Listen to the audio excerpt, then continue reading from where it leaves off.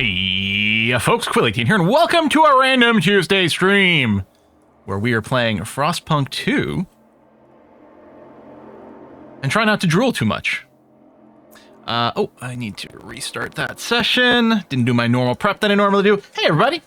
So FROSTPUNK 2 Access is available today for people who bought the digital deluxe edition, and also losers like me who got sent a code to play, which was very nice. So my plan this morning was to record some FROSTPUNK 2 and put it up onto YouTube immediately.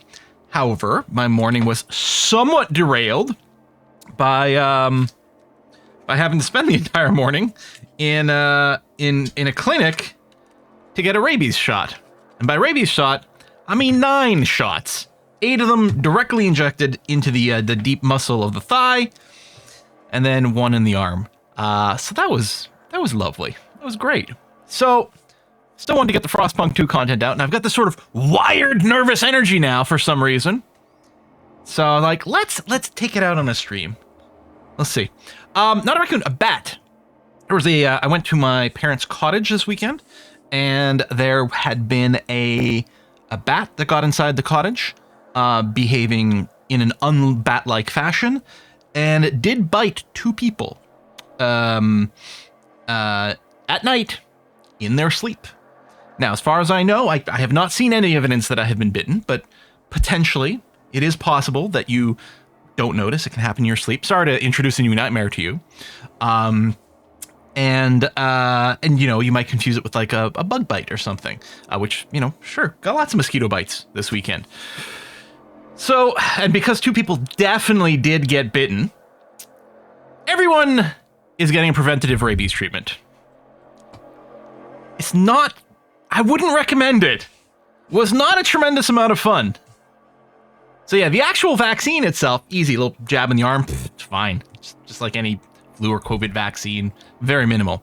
The problem is the immunoglobulin, which is like an immediate way to burn away the thing. And normally, if you've got a bite, they just, you know, if you got a bite in your arm, they just give it to you there, and that's fine. The problem is with no obvious bite, and with, you know, even if you did have one, there might be another one you didn't know. They just give it to you in your thigh, and they give you a lot of it. A lot of it. And, yeah, needles don't bother me. This hurt like a sumbitch. And walking around is really painful. Anything that activates the thighs sucks. So we're going to be playing video games instead, so we don't have to think about such things. We are going to be playing in the frosty realm of FROSTPUNK 2. Now, you may be thinking, Quill, so how much you know about FROSTPUNK 2? You are an industry professional. Clearly, you have made it your job to read everything you could, watch all the previews, all of that. You must have someone... I've seen literally zero. Literally nothing about FROSTPUNK 2. I was aware it was coming, and that is the extent of it. At first, it was just I hadn't happened to run into the coverage. And then at a certain point, I sort of started treating it almost like a movie trailer for a movie you know you're going to go see. So why bother watching the trailer, which might spoil things for you? That really doesn't apply to video games too much, especially strategy games like this, but so be it. I did play FROSTPUNK 1 and enjoyed it very much. But I know nothing about FROSTPUNK 2, the differences it may have. I'm under FROSTPUNK 1 on Twitch. Thank you. I need to change that. FROSTPUNK 2. Thank you very much. There, that has been updated. That would not be good for the views. All right. Let's go and hit this button. All right, FROSTPUNK 2. That's literally, I hadn't even hit that before. I hadn't even seen this menu. Let's take a quick look at the settings. Celsius, good. Sound a little bit loud, maybe. We might bring that down a scoochum. All right, defaults over there. Windowed widescreen. Sure. I mean, I don't think there needs to be any upscaling going on for this, but well, you know, we'll leave all the defaults on, and then we'll see where we're at that point. I'll bring down the master volume a bit, and maybe the music a little bit more. Yeah, it might be a little too quiet. We'll see. We'll do this. We can always bring it down a little bit more once we're in game. I think I'm going to hit story. Call it done. Is this just a sandbox mode, maybe? Utopia Builder is what I'm thinking. Well, let's see. Welcome to Frostpunk 2! Frostpunk 2 is a challenging game in which planning ahead is crucial and failure is a natural part of the experience. If you're a veteran of the original Frostpunk or enjoy a challenge, you may try your luck with the Officer or higher difficulty level. Otherwise, just starting at Citizen, take it one step at a time. Remember, it's not about how many times we fail or we fall, it's about how many times we get up. Now, I have played Frostpunk 1, but it has been a long time. I'm still tempted. Hey, son of Stabby! I'm still tempted to maybe go on the Officer difficulty. Alright, prologue. They came upon the old machine, as they always do, and when the whiteout hits, they must survive. Alright. This music is awesome. No, it releases on Friday, but, Two-Fang, but, I guess there was... companies, yeah, I don't know about this whole thing. But, you know, if you got the deluxe edition, then you get in 3 days early. And I just got a code, so... In 1887, the world froze to death. Civilization crumbled. The failing British Empire built generators to support cities of evacuees, cities that would become the last on Earth. Whether huddled by a generator or out in the open frostland, those that survived were shaped by the ordeal. 30 years later, all became very different people. Yeah, man, let's go to Officer. Challenging endeavor, still with margin for error, otherwise demanding focus and planning. And there's 2 other settings. Yeah. Let's at least go up to Officer over here. It's going to be fine. Start. When temperature drops, the demand for heat in the city increases. If you have a stockpile of fuel, it will automatically be used to fulfill heating needs. If not, the cold problem will grow, causing death and disease. Hear us, Stuart. It'll be on Game Pass on the 20th. Oh, that's nice. Pay attention, there's a new subscriber. Hey, free frag! Can you hear us? Captain! Do you hear us? A generation ago, we fled the crumbling British Empire as the world. When you think about it, today's the actual release day and Friday's the delayed access. Not going to disagree. I held New London together. United, we survived 30 years of whiteouts. You watched real civil engineer lose a tutorial? Whoa! That says a lot.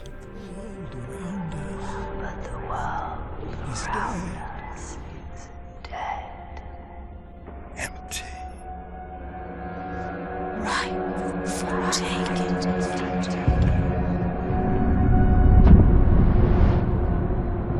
Ripe for the taking? We watched another streamer lose a tutorial too. Oh, okay, so we're doomed. Doomed! Ko also failed it? We have to expand.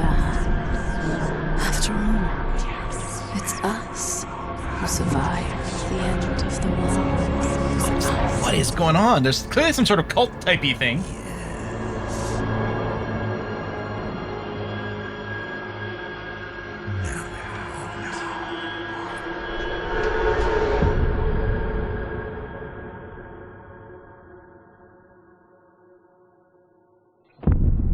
Is this the Diablo DLC? That was sort of a Blizzard-y kind of vibe, doesn't it?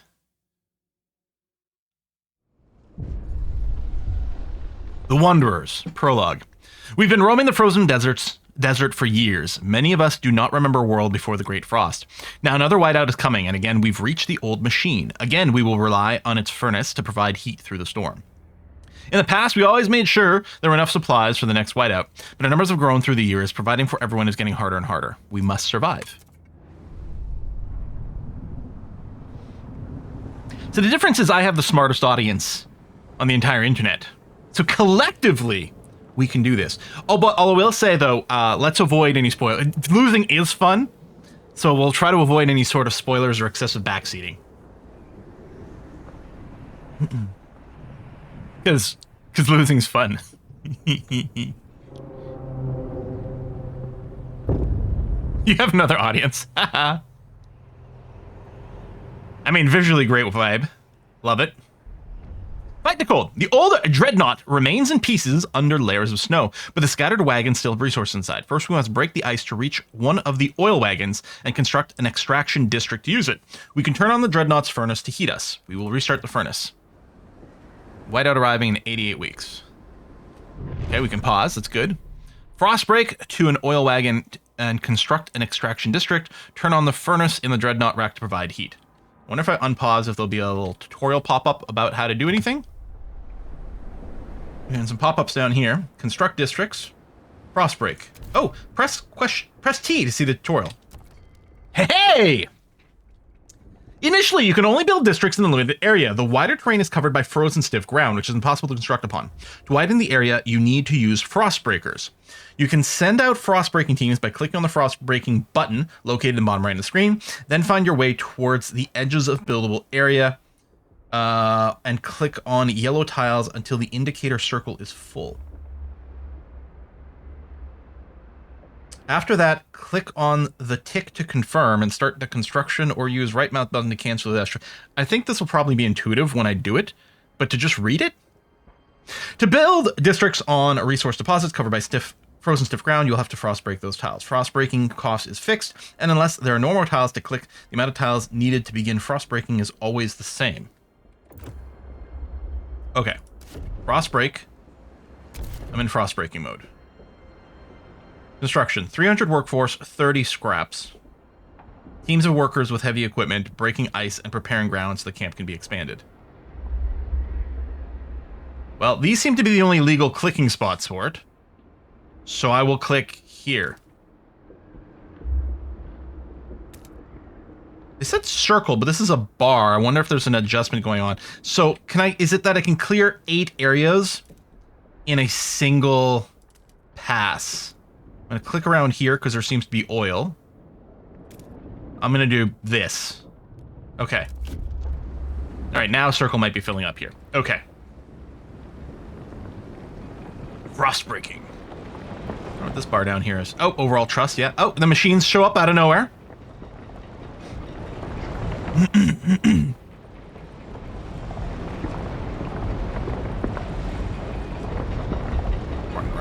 Right. Heat scarce 20. I guess that's 20 need. Available 0. Demand, yeah. Demand dreadnought wreck 20. Yeah, we have 3,000 population, and that's much more realistic. Starting with the 10 people in Frostpunk 1 was like useful from a gaming point of view, but not really realistic as a way to like start one of these, you know, self-sustaining colonies. Okay. So this is now highlighting. Construct districts. So if I'll hit T for the tutorial. Districts are the base of your economy. Build them to produce or process resources and provide shelter. Districts have a fixed number of tiles needed to begin construction. When building a district, keep a lookout for the indicator circle. We'll show you how many tiles you still have to click, although I bet you it's going to be a bar again. Click for the construction. When it's full, click the tick to confirm, start the construction, or use right mouse button to cancel your last choice. Available tiles are white. Click on the indicator circle until the indicator circle is full. Already selected tiles are yellow. Extraction and food districts require resource deposits to build. You need to begin selecting tiles from the highlighted resource deposit for the corresponding resource icon. For example, to build an extraction district, start with an oil deposit. Yep, okay. That seems like what we want to do. So we click here. So it's going to have 3 tiles. So that's interesting. So I guess visually, what's interesting with this placement is rather just having a single set square, you can have a district that's sort of kind of roundish or maybe long. Click here and I'll click here. Okay. Cool. Probably circles on consoles. Oh, maybe.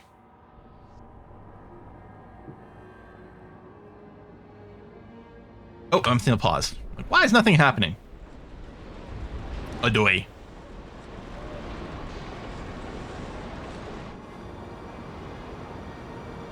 Nice terrain. Looks cool. No pun intended. Cold miner. Squalor. Extremely increased by heat scarcity. Extremely increased by shelter scarcity. Okay. Hunger. Okay, there's no hunger. There's no disease. Ooh, now there's minor disease. No squalor currently, but people are very cold. All right. Well, let's assume we're going to pair this up with... Well, you know what? Let's just do this. We're going to do the extraction district. We're going to turn on the furnace, and then we'll do whatever happens next. Although maybe this is why people, the other streamers, are all losing the tutorial. Maybe they followed the tutorial too closely, or maybe they didn't follow the tutorial so closely. That's possible. But it is interesting to hear that so many people actually failed it.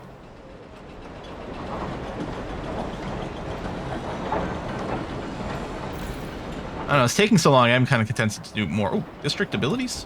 What? There are various district abilities available for the player in district panels. One example of such a district ability are emergency ships. Some district abilities are available at the beginning of the game. However, others can be unlocked by constructing specific buildings, signing laws, certain events. Okay. Toggle cooldown, one-time activation. All right.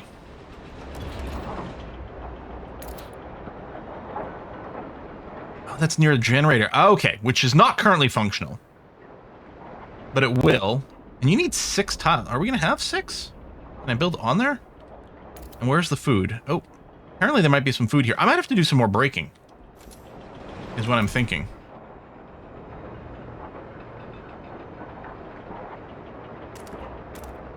It's like, hold on.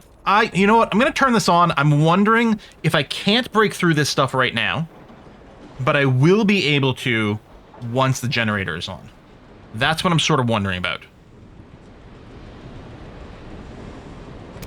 Alright, this is up. Dreadnought Rex has a furnace that serves as a heat generator for your population. You need to have fuel to turn on the furnace. In this case, oil is the only available fuel. Once you discovered it, you can turn on the furnace by clicking the switch next to the Dreadnought's furnace. Right, yep, okay. The furnace uses as much available fuel as is needed. That's good, so it won't overkill things. Vertical indicator on the left shows how much heat demand is fulfilled in gray. Red part indicates unfulfilled. You can activate furnace overdrive, temporarily increase the generator's efficiency, but also increase its wear. Be careful and turn overdrive off before the wear indicator on the right fills up and causes malfunction, resulting in casualties. Okay. Generator? Generator on. Brown. Alright, it's quite a dramatic sound. Provide basic infrastructure. The furnace is on. We have enough oil to cover current needs, but the cold will still affect our people until they have proper shelter. Housing will best protect us from the cold if built in close proximity to other housing or the furnace itself. However, we'll need prefabricated parts for the construction. We brought some with us. The rest we need to extract from the wagon wreckage. There's a wreckage down here. Frostbreak to a construction wagon and build an extraction district to provide prefabs. Oh, construction wagon. Oh, and there's more oil over there. Okay. Build 2 housing, optional. Place the housing districts next to each other or the furnace to reduce heat demand. Okay. There we go. We're going to frostbreak to at least that. And then what I'm going to do is open up more space near this for some housing.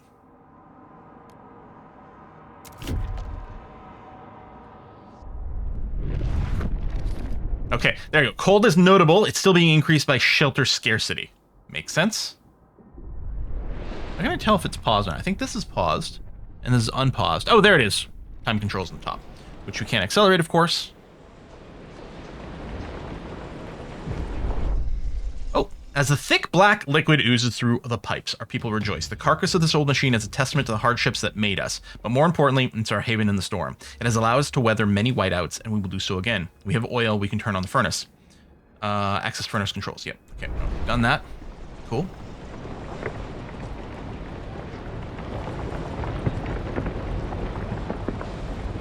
Crunch, crunch, crunch. So speed 3, fast speed. Just, there you go. Let the frost baking finish. Okay. Housing district. 1, 2, 3. Okay, we'll need 3 bits that are near the generator. Hang on, if I didn't build you next to the generator. It says next to each other, but no, it's mostly just giving me credit for this. Anyway, they're all next to the generator. And then, so we'll build a housing district over here. And then they're going to want another resource extractor. 1, 2, 3. Oh, see, I'm leaving a blank spot, but I guess as I do more frostbreak, maybe okay. And it does need 2 housing districts. There you go. Yeah, I've got more over here. Oh, is this a double? Oh, it's not near each other. Right, it's near another housing district. I see. So presumably they were boosting each other. Ah, there we go. And we filled up both here. Okay. I don't know if double dipping here matters. Maybe it does. We find out how much oil is left here? Oil remaining. 117 weeks. Okay.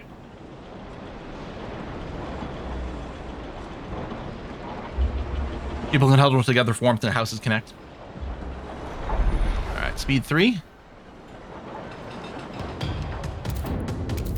Okay, 1 housing district. Your population needs shelter to survive. If not provided, cold will aggressively rise in the city. Shelter is mainly provided by housing districts, but remember, as other types of districts, it needs heat. If the heat demand in the city is not fulfilled, cold will rise, but at a lower rate compared to lack of shelter. Building housing districts in the right place, i.e., or e.g., in proximity to each other, will reduce their heat demand. Okay. There you go. Gain access to food. We have established some heat and shelter for people. We must now turn attention to the incoming whiteout. First, we must frost break small patch of fertile soil suitable for growing food, and we must store it in an accessible depot. Let's move quickly.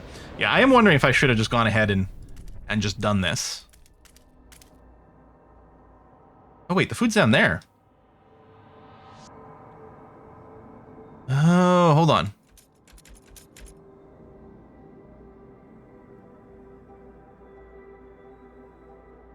We're down here. But I can't frost break there right now. We have to chain to it.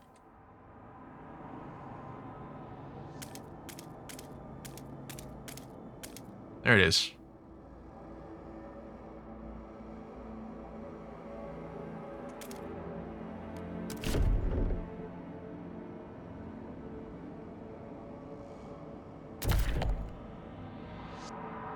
So presumably it's used up workforce temporarily.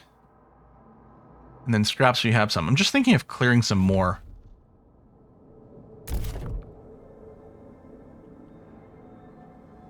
Yeah, because we got that clearing. If I continue down the ravine, we can get ourselves to some more of these spots over here, including another source of, like, scrap prefab stuff.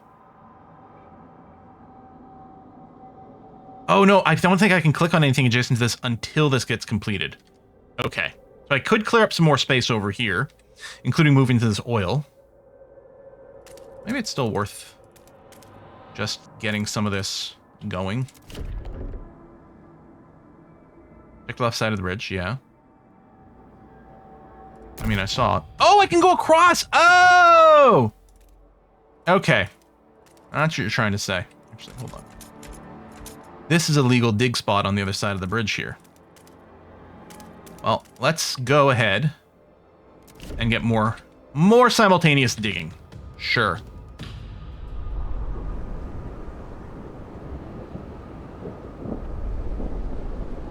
Okay, so now if I go food district. Done. Okay. I mean, obviously there's stuff over here too, but we got that one, so let's do it. Oh, I missed some dialogue over here.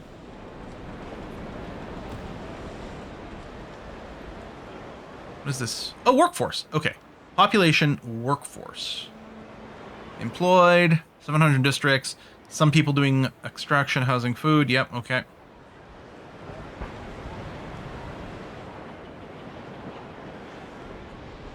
How do the food grow in a blizzard so far away from the generator? I know, right? Like, I'm hoping it doesn't need the heat.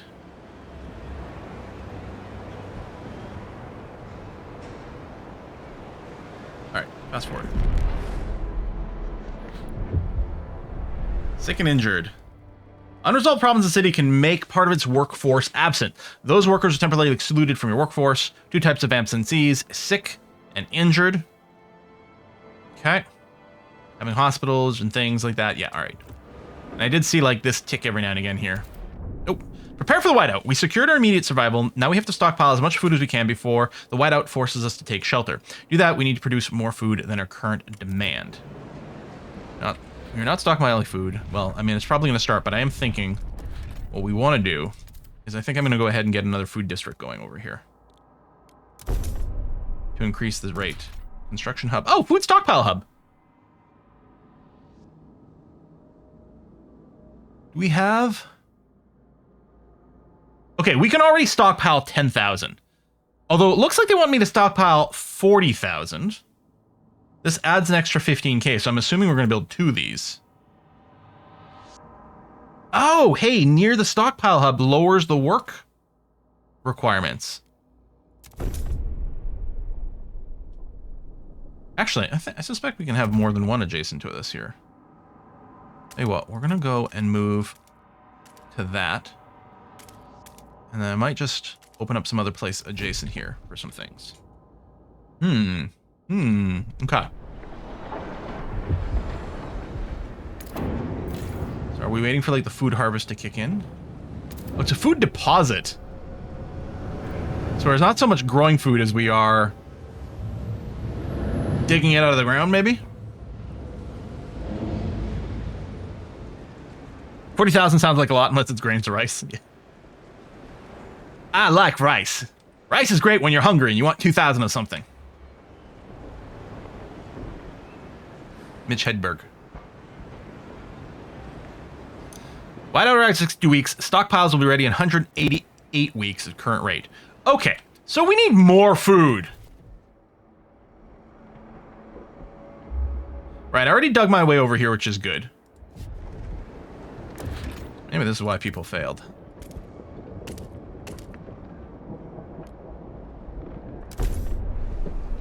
Get more.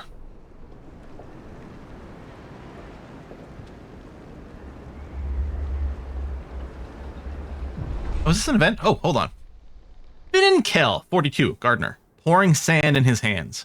We've been here so many times. The soil is depleting. A couple more and there will be no point erecting the hothouses. There will be nothing to grow food on. And the yield is so low. Either we pull emergency shifts or tighten our belts. Otherwise, that might be enough for anyone. Might not be able to fill food stockpiles without exceptional measures. Consider asking the wanderers to tighten belts or instill emergency shifts in the food district. Okay. Is this emergency shifts? Yeah, you know what? Yeah, these timers are crazy. Even though I'm building extras. Let's go. Disease increase. Do I do this one time? Yeah, I do. And then how do we tighten belts? Hello, wanderers. Oh, there's tighten belts. Hunger is significantly increased. Food demand per capita. Now let's do it. We need to get this to work out. And I think I still need another food stockpile. Yeah, we definitely do.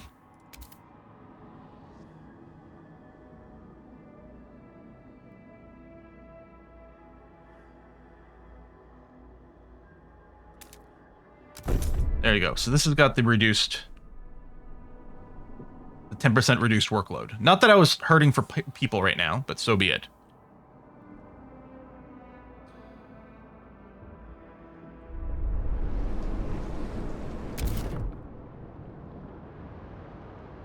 We've got another food spot over there. I'm seriously wondering if we might need to activate all these food spots. I think, yeah, that doesn't actually quite reach. Against the elements, squalor. Each day the wind grows fiercer. Relentlessly it beats against our buildings, weakening our structures gust by gust. Without raw materials to repair the damage, our districts will deteriorate. The more we build, the more material we need. This is the world we need. Provide more material to reduce squalor before it harms our people. I will promise to do so. Now, material is the square boxy thing, which is there, which presumably... I need some prefabs. Which is these things. There we go.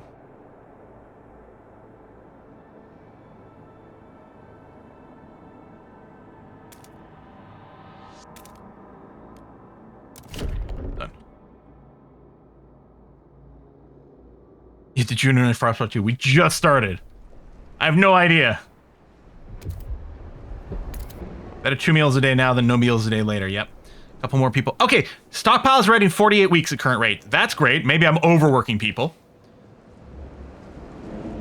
Oh, but these are optional, which I did. I don't think I need the emergency shifts at every single one of these. But you know what? Better safe than sorry. There you go. Extraction district on this to get the materials. Oh. What if I don't click on it if it still pops it up automatically for us? A mysterious symbol! The captain's legacy. You aren't overworking them, you motivate them to the maximum. Yeah. One of our frost-breaking crew uncovered the frozen remains of a man in a tattered uniform. His shoulder patch reads, New London Scouts, 3rd Platoon, and he bears an obscure insignia. Some of our elders claim it belongs to a military organization, while others argue it has religious significance. Maybe you've heard of this New London before and can settle the debate. I would love Twitch voting for this. It symbolizes order. It symbolizes faith. I don't recognize the symbol. I think I'm going to say it symbolizes... Oh, hello. New London is a city of discipline that follows strong leadership and where militant squads keep the peace. This will create a community in which New London has embraced order to survive. New London is a city of devotion that established a new religion and follows the guidance of a zealous clergy. This will create a continuity in which New London has embraced faith to survive. Yeah, I'm pretty sure it's from the first game, but it has been a while. New London's history is shrouded in mystery. This will create a continuity in which London has leaned on either order or faith to survive. Okay, yeah. Yeah, it calls back to whether you chose order or control. The main scenario in FP1. I did order in the first game? You remember that, Grave Wish? Cool. Alright, let's go order. That was our backstory. It's like when you start Mass Effect 2 and if you didn't import a save, they have like a little quiz for you to like pick how it went. I think they did that in there. Or maybe you can just generate from third-party website. I don't remember. Alright. Yeah, build this, maintain infrastructure, extract enough to supply, get the food, which is currently still going to be okay. Yeah, I don't want to back away from our production yet. We could go and do more. I still have workers. I am wondering, because what if there's an event, there's something... Oh, I don't have the material. Or the heat. Oh, we're at a heat max.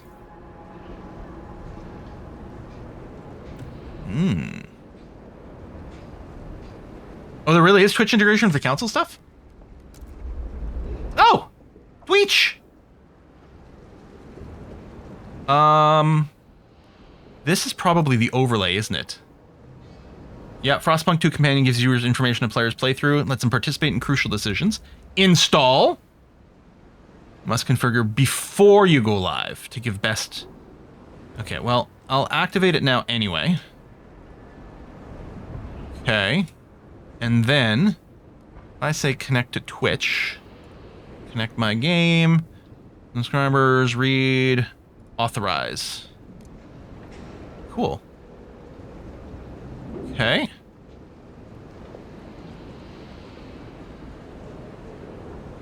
Enable the option if you want to limit the amount of Twitch viewers who can volunteer to take part in council voting session optional. Leaving this option disabled allow everyone to volunteer to be randomly chosen to join the council and cast their vote. No, that's fine. Alright, we'll leave these defaults in until it turns out it breaks the game somehow. Oh, it doesn't apply for the tutorial, but is apparently quite cool during the main game. Okay. And presumably this prologue is the tutorial.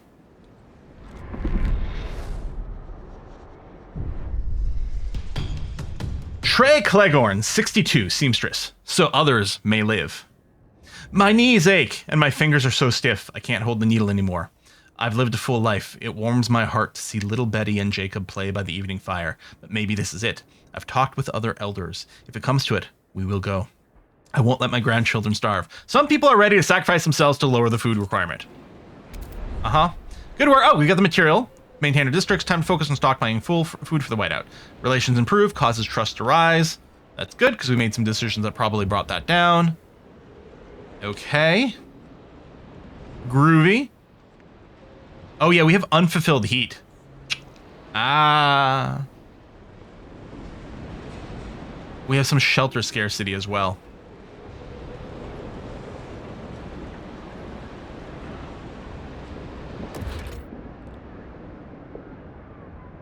Yeah, so this is going to add more heat demand, of course.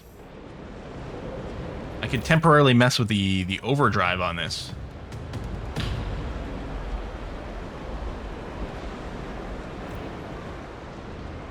Or... Yeah, cold... Ah, it's growing. When registered, it's sick.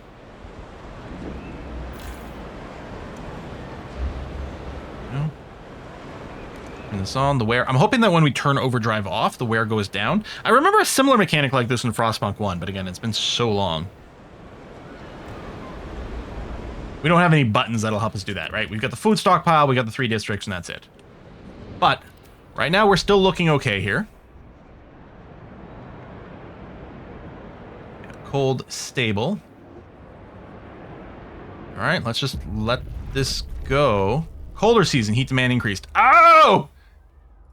More frost showed up too. That's great. Oh, that is 121 unfulfilled heat. I mean, I could get more oil. Oh, yeah, will more oil give me more heat? Maybe. Aiden Finkham, 47, Elder, or Fincham maybe. Shocked at the sight of seals. Seals, I can't believe my eyes. We haven't seen them since before the Great Frost. How did they survive? There's enough meat there to feed everybody. We're saved. But should we slay them if the Lord spared them from the end of the world too? The seal colony can supplement... Oh! I was thinking it's more like the religious symbols, those kinds of seals. I didn't realize they meant, like, the animals. Seal colony can supplement our food production. Alright, pause for a sec.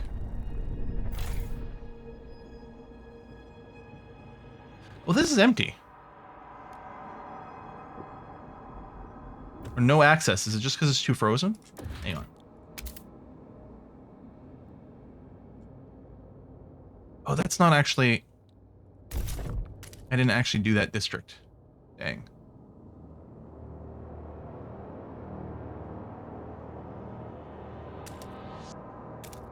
I don't know where the seal colony is.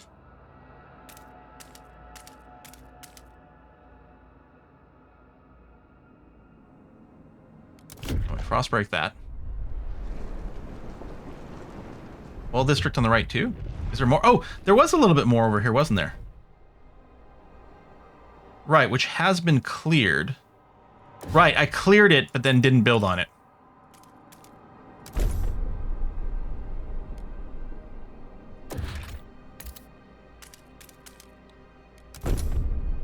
Okay.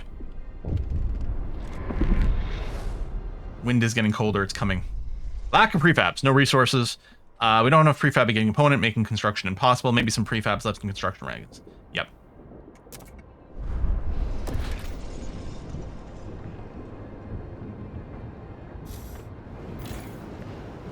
Oh yeah, that's those.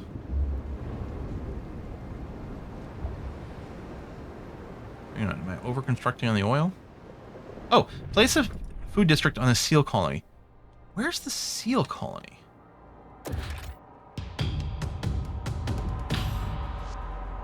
I don't see any there. That's not food. Is it here, maybe? Maybe it's this one.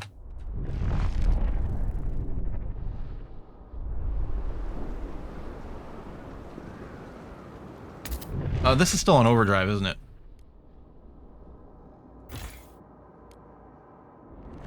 There you go. Turn that off. Yeah, okay. Okay, so more oil. I thought this was sort of capped. I thought the oil was just, well, when we run out, we're going to be in trouble. But no. More oil equals more satisfying of that. Okay. This is still looking okay. We still got this on the optional. I might not worry right now. Yeah, slight lack of shelter.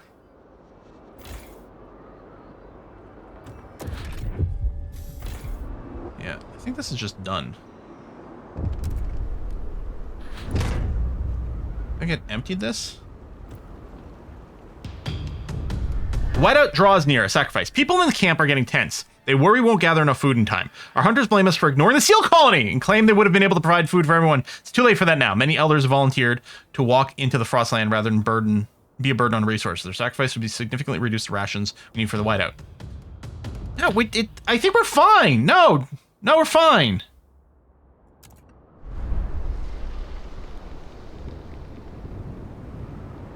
Look, stockpiles are going to be ready in 15 weeks.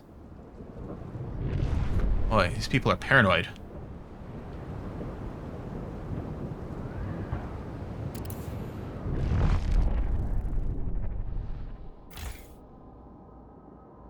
So you are done here. Oh, okay, hold on. I hadn't expected to run out of a food source.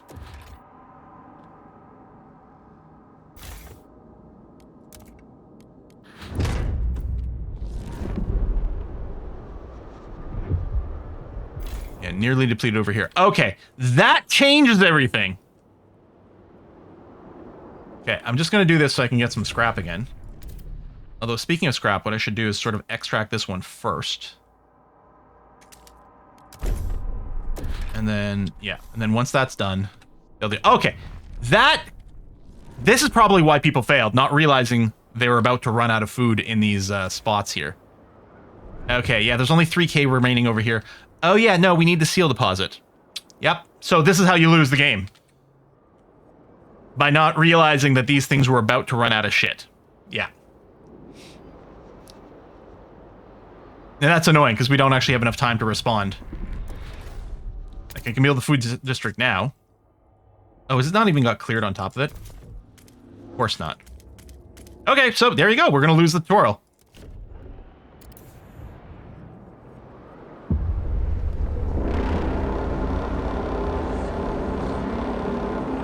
Stop fast forwarding. We had to we were constructing things. Fast forwarding didn't matter there.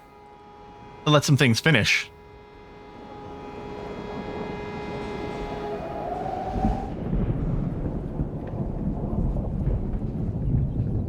Yeah, I was only looking at the rate of food coming in. I'm like, it's fine. It's fine. Okay, let's try it again. Easy.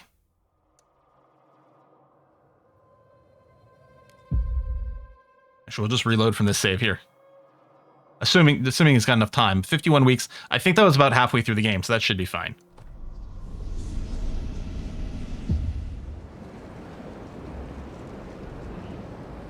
Although, it might still be too late because we don't have the resources. What we have to do is we have to tear these things down first. Get enough prefabs. Oh, and apparently that needs to be dug out as well because it hadn't been.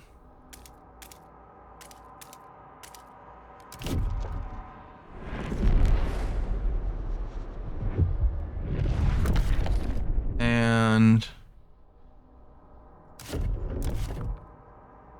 it's not... I thought there was more... Yeah, there is more. Oh, because I can't frostbreak right now. Okay.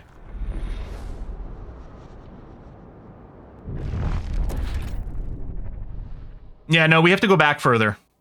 Because even trashing this, we don't have enough. Okay.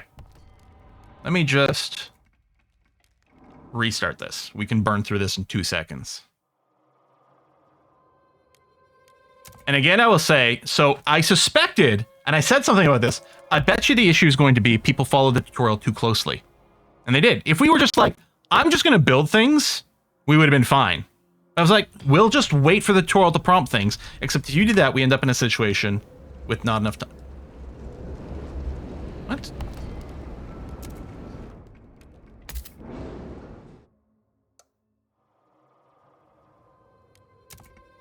Oh, new story. There we go. That was weird. Why is the audio not working right? That doesn't make any sense. Everything looks good here. Nothing peeking out. Check, check, check. How does it sound? Can you hear us? Captain! Do you hear us? A generation.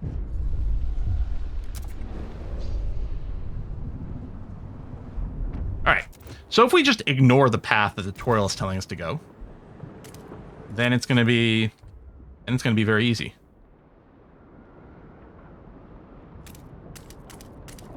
Alright, so we'll grab that, we'll sort of dig up in a direction over here, we'll do this. Remember, I was even like, should I frostbreak more than one thing at a time? And I think the answer to that is very much going to be yes.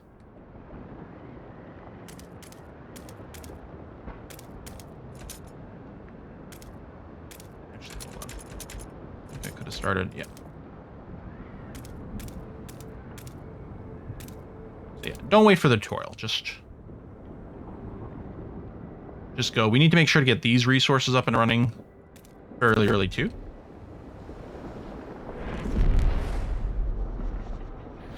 And wait for this to finish.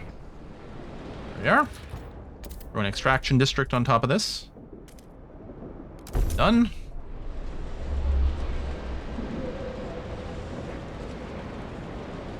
Yeah, I hadn't dropped a single frame over here, but there may have been some sort of weird audio processing issue while the game was loading.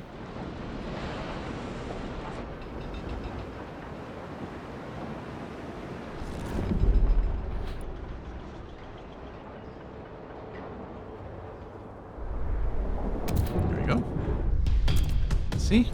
Come over here. Turn the generator on.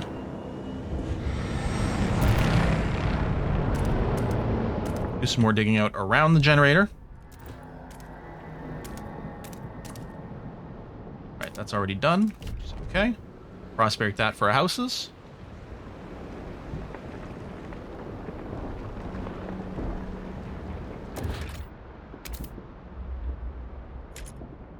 Oh, okay, yeah, we need to wait for the frost breaking to finish, so we have enough tiles over here.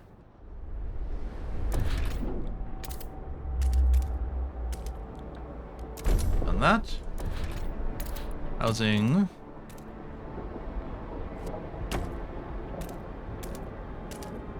Here.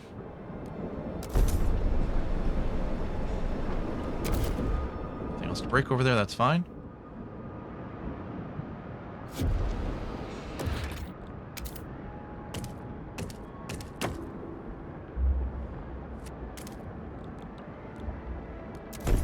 Two housing districts. Fini. Get this for those parts, and then just go back to frost breaking.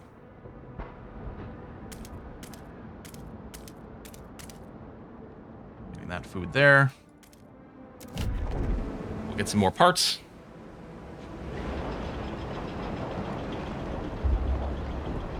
Oh, we'll make sure to grab this oil too, because we're gonna need that. Okay.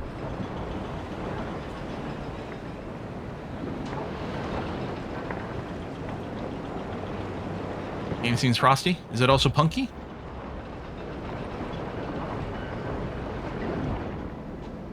Yeah, so I don't think we can descend from here.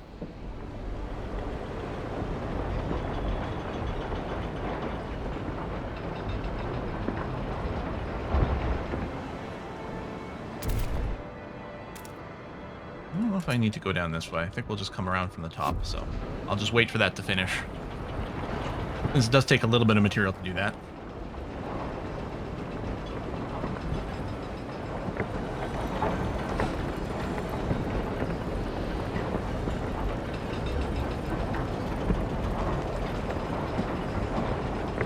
We might still have to do the increased work rate because we might need to like finish off these food sources and then move the population to work at the other one. Actually, I don't need the oil yet, but it's ready to go. I just don't want to use up material before we need it. I suppose I should get the food going. We get a head start on that. Because that way this will finish early and then we'll move these people to something else afterwards. Oh, there we go. I don't have any labs.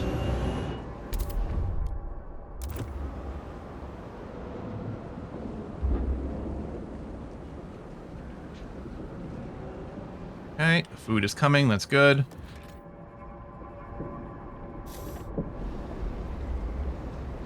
Oh, we got to scrap as an income. Okay, I was going to say, hold on. How am I going to clear more if I don't have this? But there it is. There's the next injection of scrap.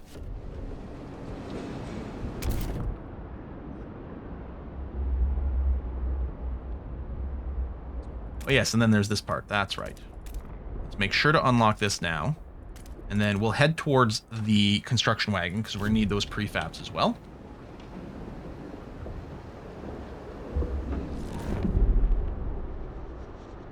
First food's coming in. Frost breaking here is done. Okay. And I'm going to make sure to get that, otherwise we can get locked out of stuff. And then what we're going to do is we're going to make our way down to A, the oil, and then B, this so-called seal colony, which again wasn't really illustrated. Oh yes, and we have to build the food stockpile thing, which I'll probably end up doing.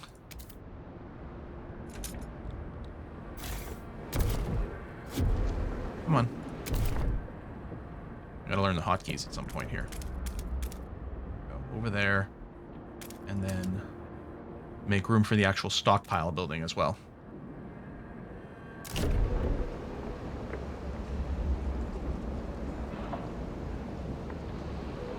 Running negative food currently, despite the fact that we've got this, although I'll do the extra shifts over here. Food is negative. Or heat is negative. Okay, but we're waiting for some material. There we go. We're waiting for scrap, which now we have. How much prefabs? We'd still have enough. Good. So we're going to get this to get another source of oil to make sure the heat stays positive. And we could use a little bit more housing. But let's focus on the other bits. I think the heat's going to be good because the heat requirements are going to get worse here pretty quick. There we go. Okay, and then we're just waiting for the scraps to be generated here.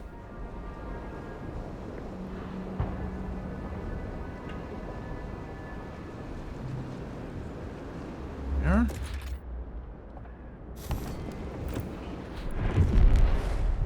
Basically, there we go. I was going to say we need about 50 scrap to do the next thing.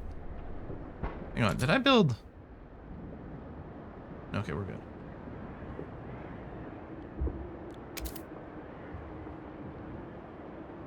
This satisfies all 3 ticks? Oh, because there's a radius.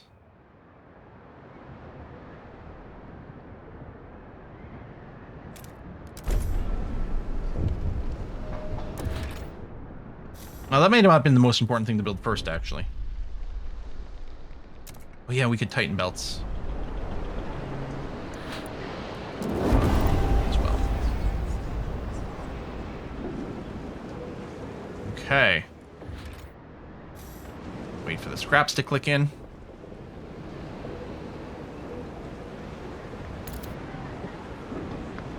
One more tick. Got excess oil, which is good.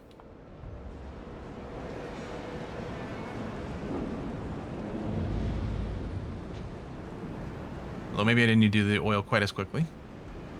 And there it is. Okay. Let's build the next food district. There.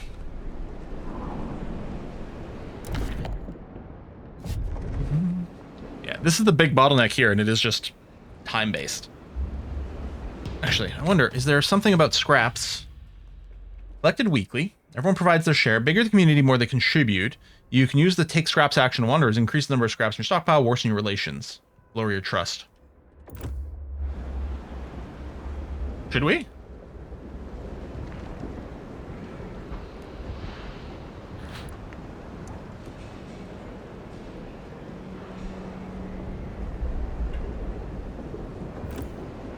There's not another scrap place. There's material places. These are materials, which is this resource over here, which we will need. And that's prefabs, which we will also need. In fact, prefabs has to go next. You know what? Let's try it. There you go. That's a big scrap injection. We're going to extract some prefabs, which we need to be able to keep building things. So they're not skeptical. The scraps are mine. Tough patooties. All right. Seal place is now active.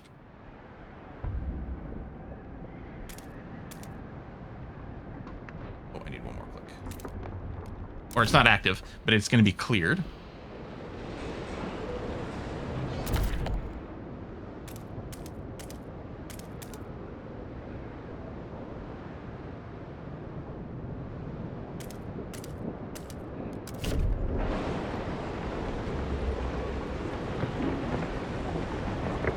Would more housing give us more scraps? I wonder. I mean, it's the size of the community, right? Right now, the housing doesn't imply that increase the size of your community, just satisfies needs. Okay, I will promise to gather more material, which is indeed what we're working towards. Okay, I don't have the workforce available right now, but that's fine.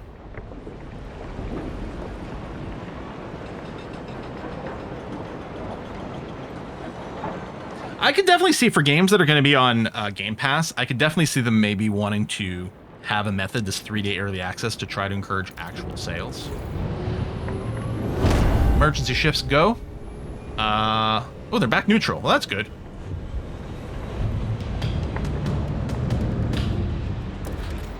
And then extractor for the scrap, or the material. Satisfy that need.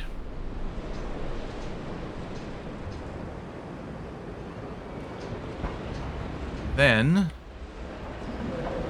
waiting for this to be done so that we get prefabs, and then we'll use the prefabs to build the food district down over here. I didn't purchase, I got a free code. I might have purchased the deluxe edition just to be able to stream it early, because it would make, you know, financially a lot of sense on my end. But I got a free code. Not a sponsored stream, but still that offset. Okay. That's good, that's good. We're about to get an ad break in 42 seconds. Which I think is fine right now, because we're basically repeating what we've done before. I think it's probably an okay time for that to hit. There you go. We got enough materials. Trust improves. And 180 prefabs are ready to go. So, food district, go down here. Done. I wonder if we'll still get the seal event. I wonder if we'll be kissed by a rose. Is that... Okay, that's already exposed. Okay. It's a little hard to tell.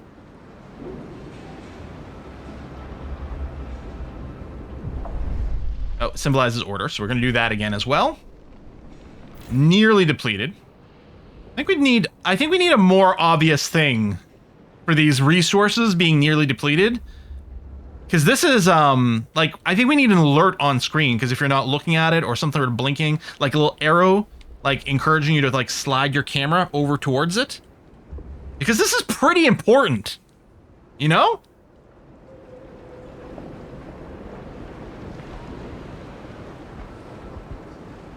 Yeah, but they go... Yes, this one will go red, but I'm saying I need the warning now. I also need the important warning when we're out, but also when we're about to run out. And even when we're out, I'm not sure that it shows you unless you're looking at it. Some people willing to sacrifice themselves. Okay. I think we get that, then we get the seal note. But yeah, this needs to be much more alerty, I would suggest. The material, which is just positive, so actually I don't even need the other one currently, which is good. And yeah, we could use a little bit more housing. We could build some more just to keep people happy, but so far so fine. There you go. We can go and build another food district. Lock that in. And I will need one more of our food stockpile hubs, which we're just going to wait until more prefabs show up. Actually, how much do we need? Oh, there we go. We're going to be able to that, because we know that we needed it. Seals, we want them all. We'll definitely have enough for the whiteout. Oh yeah, because they have 400k resources. Okay, well, we'll put on emergency shifts as well. Okay, so this is going to, like, overkill it. But you know what? That's fine. See, over here. Okay, we're getting notified that there's an event over here. Oh, no longer trusted. 15 weeks to increase trust. All right. I'll tell you what we're going to do. We're going to drop some of these. There we are. Now it's neutral. But see, so it's got the little red cross, the crossed out circle when this is out of stuff. But if I'm over here, I don't have the warning that this happened. And I might not notice until some numbers start to go negative, you know? And as far as I know, there's no reason not to just trash this. Hopefully that's correct.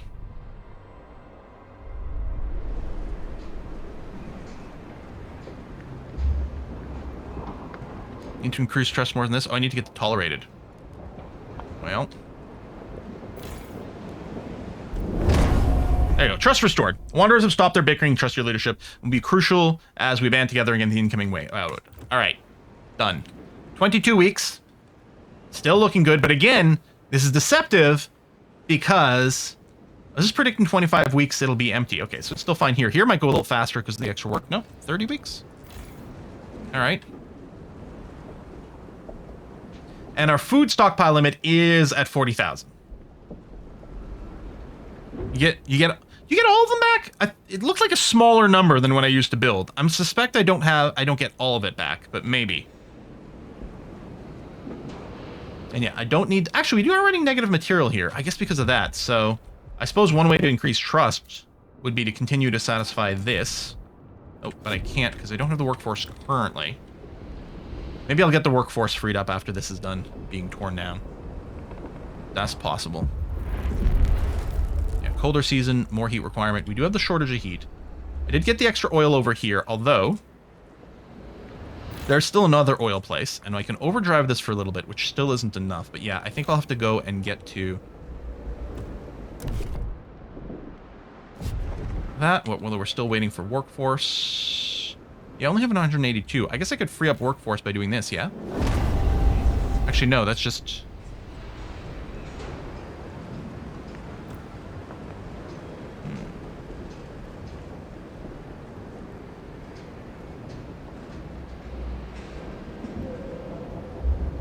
Yeah, no. You get not all scrap supply, but all prefabs? So, destroying this would give me 53 prefabs. This is an extraction district. An extraction district takes 70 prefabs to build. So I'm clearly not getting everything. If people are still complaining about something with the mic, I'm just going to try a different setup. We're going to move to, It's whiskey and chocolate. we're going to move to, whoa. Hey Quill, I just wanted to say thanks for you congratulations on my wedding this Saturday. It was a very happy day with a lot of love and luckily 2 yeses. So nothing could be any better. Mr. Danish Butter, who has been around for a long time and usually causes me to tell a story about a great butter shortage. Thank you. Also, Perquinotes, I can see that you contributed, I don't know how much 50 sec is. That's Swedish kroners. That may not have been enough to pop up the pop-up, but it also came in twice. So if you want to do anything, let me know about that. But Perquinos, thank you very much for that. Perquinos said, "Hey Quill, watch your content every day. A few dollarinos is a poor repayment for a decade of entertainment, but have them anyway." And Mr. Danish Butter, that's incredible. So I love that. I just wanted to say thanks for your congratulations on my wedding this Saturday. Obviously incredibly generous, and thank you. This, of course, reminds me a little bit of The Office, right? Where Steve Carell, I don't remember his character's name, where Steve Carell calls up his friend and says, I just wanted to wish you a happy birthday. And the guy says, "Oh, it's not my birthday today." "Oh, really? I thought we had the same birthday." "Happy birthday, Michael." See, I remembered because I can complete the quote. Thank you for wishing you congratulations. Mr. Danish Butter, I hope that you and Mrs. Danish Butter... I'm trying to come up with a pun. All I can kind of come up with a play with is churn, and that sounds a little too sexual. I'm just trying to say, I hope you have a lovely, lovely relationship. I hope the wedding's great. I love weddings. I'm definitely one of these people who absolutely adore weddings. We're going to do emergency shifts over here, because we are going to run out of food production a little bit here in a second. Although in theory we're fine. But butter it up. Those jokes are spreading. Hope they melt your heart. Here's a toast! A toast to you! Took a while, but I got there. Deadly close. Do this cold, some of our people have frozen to death. Yeah. Okay. That's actually, that is, I admit, not very good. See, I don't have the workforce to go... I guess I could close one of these things temporarily? Incoming cold prices. All right. Hang on.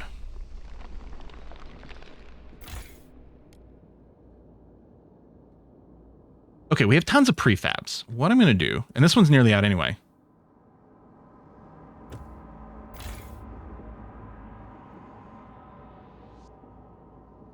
Okay, can I not just hit a stop? This has got a stop production. This doesn't have a stop production. Or no, is it under the freaking text? Oh my god, that's annoying. If I deactivate you, there we go. We have 300 workers now. There we are. And wasn't there another source of what? Yes, right over here. Oh, which is already exposed. Boom. Okay. And this is still working on overdrive right now. Okay, this is slightly annoying. I was clearly mousing over generator and it wasn't going. I also don't love the 2-tab thing and the fact that half the screen, if you don't have the camera there, the fact that the UI is sort of set in the world space so that it can be kind of in an awkward spot over here. Is a little annoying. And yeah, that might have been workforce percentage. There might have been some sliders available over there. Which actually, I can go and actually turn this back on now. Because I thought I needed 300 to clear some space, but we're already cleared there. 11 weeks, that's fine. Although if we keep losing people, that's not going to be great. We didn't lose anyone last time.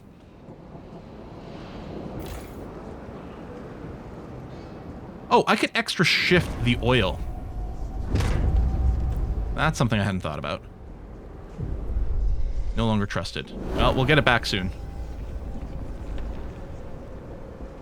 I just want to run this to try to prevent people from freezing to death until this oil gets up. Okay, this thing can also be trashed now. Officially.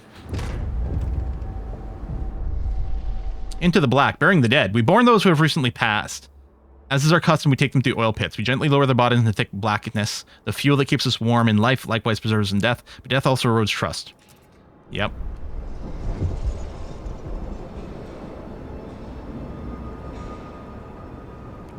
Suppose I could go and build another housing district as well.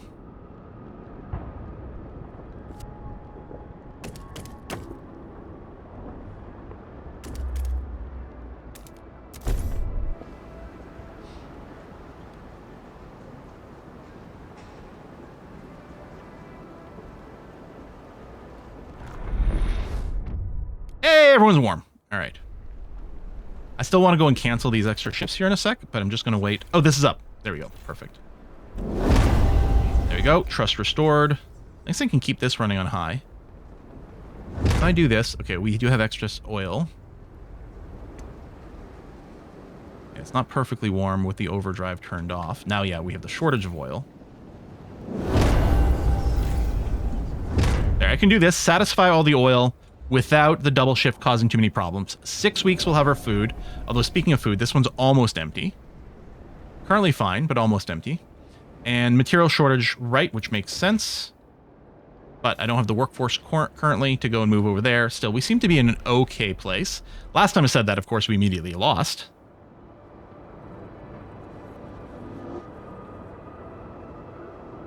I guess I could preemptively just lower the workforces over here. But no, we'll let it finish, and then we'll just clear it up completely. Food secured! We did it! We secured enough food to survive the incoming whiteout. Our workers will make some last-minute preparations before the storm arrives to try and keep our people warm for this time. We will survive. There you go. Hub. Yeah, hub is full. I'm going to take off the double shift here. There we go. Some people, sick people have returned to work. Okay, which helped our workflow. Wait until the whiteout hits in 23 weeks. I'm still thinking... Can I see if you could build the district? I guess... Oh, you need 150 to build it and then 150 to work. I was going to say, could we build it ahead of time?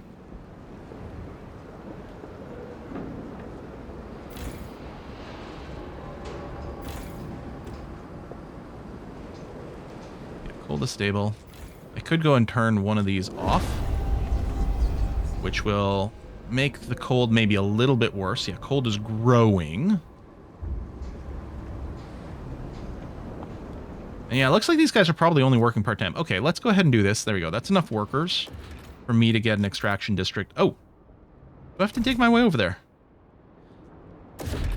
I guess so. It would be nice if I could see it a little bit more clearly.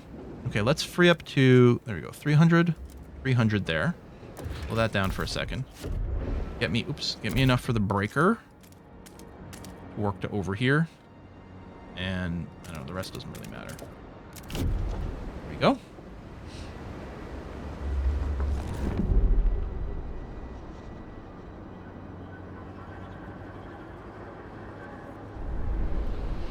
Done. Okay. All right. This is clear. Extract. Done. Or I suppose I could work people more there. Oh, wait. Are we okay? The material? Hang on. Why are we positive material all of a sudden? I may have missed something, but oh well.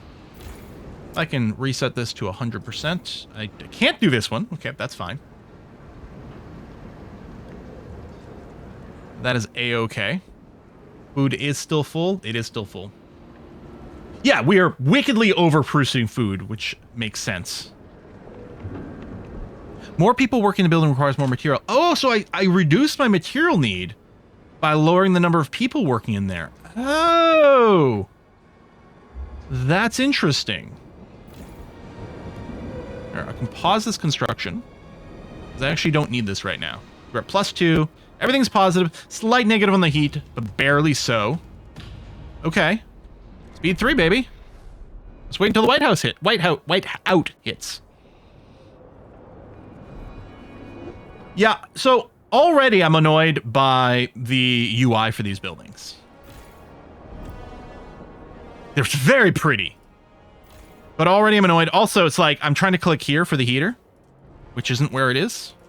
It's here, even though that's a smokestack.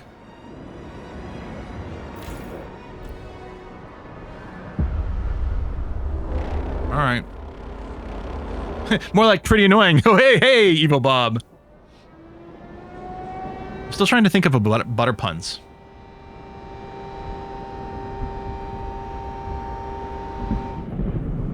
You have oil, so it's not outside the realm of chance that the White House might show up too. Hey, are we still getting audio crackle, by the way?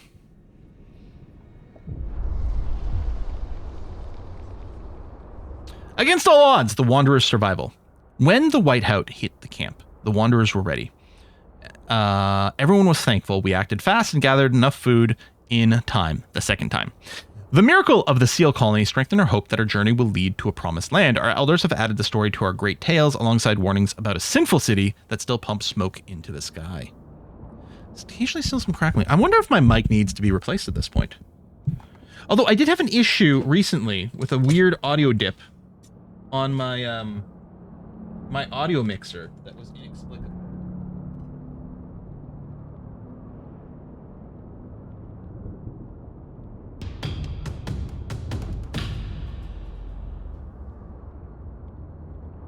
So I wonder. Hey, Cookie Raid, thank you very much. Ooh, I want cookie. Okay, we survived. So presumably that's done the prologue. Now we're into chapter 1. Could be a processor issue. I mean, it's hard to know, and that's still quite annoying. I could turn off all my OBS filters. We survived the end of the world. Eventually. Now what? What is this? A crack in the ice? Oil bubbling?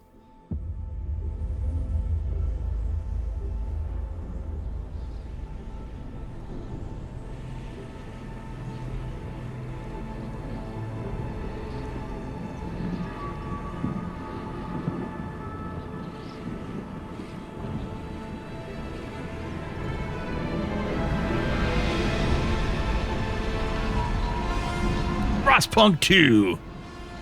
The FROSTPUNKening.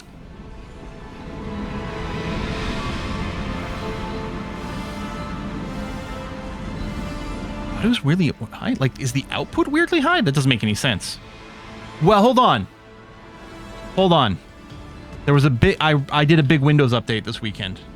This is our first stream since I did a Windows update. That would be pretty annoying if Windows changed something.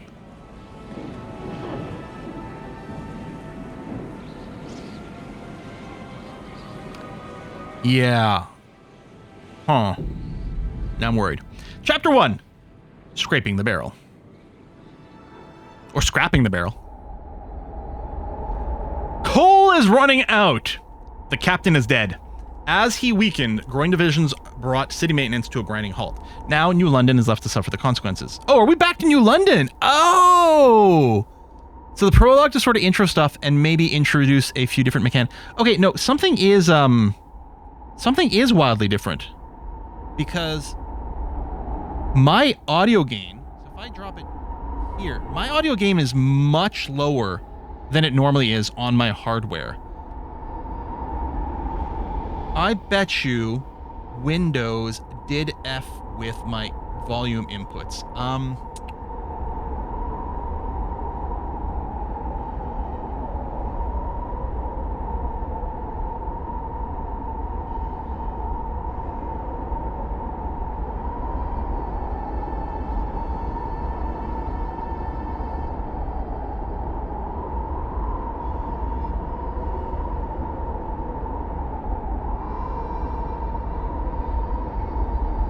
Huh. Well, I can't see it at a glance. So, oh my god, yeah, no. Okay. I have my audio gain on my mixer set to about half of what it normally is, and it's still going and hitting some of the red peaks. Check, check, check. How does it sound now, anyway? Okay, the overcrowded city's low on resources. Use this warmer year to build more shelter, secure coal, and power the generator back on. All right, so this looks like Frost. It is so much more kind of. Whoa, now it's really zoomed out. Although this might be the expedition type of view. But the scale of the game is radically different feeling. Generators disabled. Okay, Frostbreak to a shallow coal seam and construct. Okay, well, let's start with that. Oh, and now we have different factions. The Frostlanders, the Stalwarts. Although it's kind of annoying because if I mouse over, I guess some part of it. Oh, if I mouse over here, it hides it. Okay, the Stalwarts and the New Londoners. Oh, wait, the New Londoners is a community. The Stalwarts is a faction. Frostlanders is a community. And there's other grayed out things down here. Okay, so there's going to be a lot more political stuff. Okay, we now have a construct building panel as well, with a research institute and a council hall. And more districts. Housing, food, extraction was there before. We now have an industrial district and a logistics district. I wonder, process materials into prefabs or goods. Interesting. All right, that is material. There's also infinite material there. Amount 100 million, so yeah, okay. Infinite. Lots of foodstuffs. Shallow iron vein. Cool, there we are. Okay.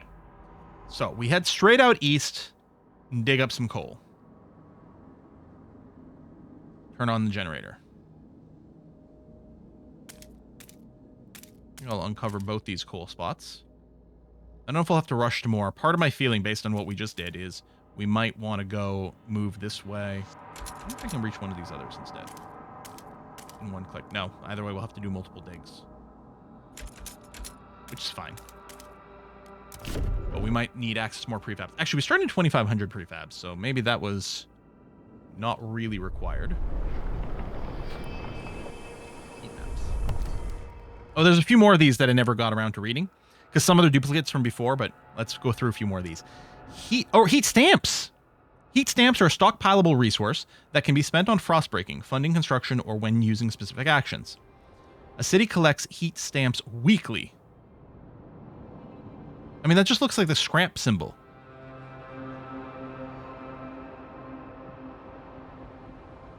Was it just called scraps in the tutorial, and now they're called heat stamps? Or is this going to be another case where the tutorial screen and the game doesn't match? Right, so city collects heat stamps weekly. Every community provides its share depending on its size. The bigger the community, the more they contribute. This means as the population grows, heat stamps income also increases. Heat stamps... No, because there are scraps here. Heat stamps income can increase by satisfying goods demand. Yeah, it's the same icon. And it's the same place in the toolbar. So maybe scraps was just the tutorial. And heat stamps are the main game, but they seem to work mostly the same? What's going on with this game? Alright. Yeah, was it up? I'm just going to go through these and acknowledge the ones that... Oh, interesting. Hold left alt for a buildings overlay. Oh, that might be handy. Then 4 through 8 for other overlays. Okay. Sick and injured. Yep, we read that. Cold, squalor, sure. Output and demand. City economy based on output and demand. Yeah, okay. That seems fine. Okay, so... Yeah, we don't have scrap. We have heat stamps now. I wonder if they're supposed to have different icons? Or yeah, if they just... They didn't want to use the word heat stamps for the prologue, but then they... I'm trying to, like, divine why it would work this way. Oh, some of these might already be diggable.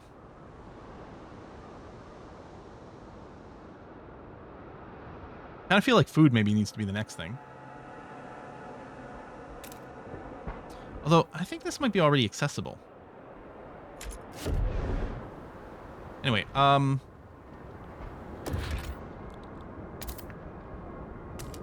Can I extract on 2 resources? Oh, and it needs 6 spots anyway, so sure.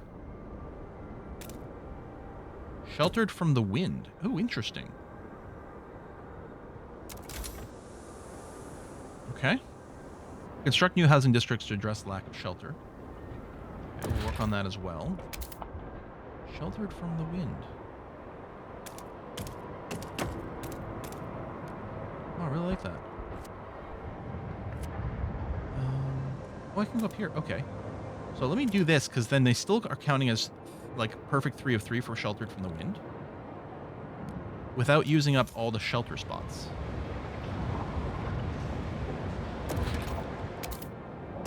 Because then I can do that one and that one, not even using. Oh no, I can still do this for some more, and then near housing, because they will stack with each other in a nice way. There we go. Okay. Well, heat stamps is like food stamps. Maybe. I could see that. All right.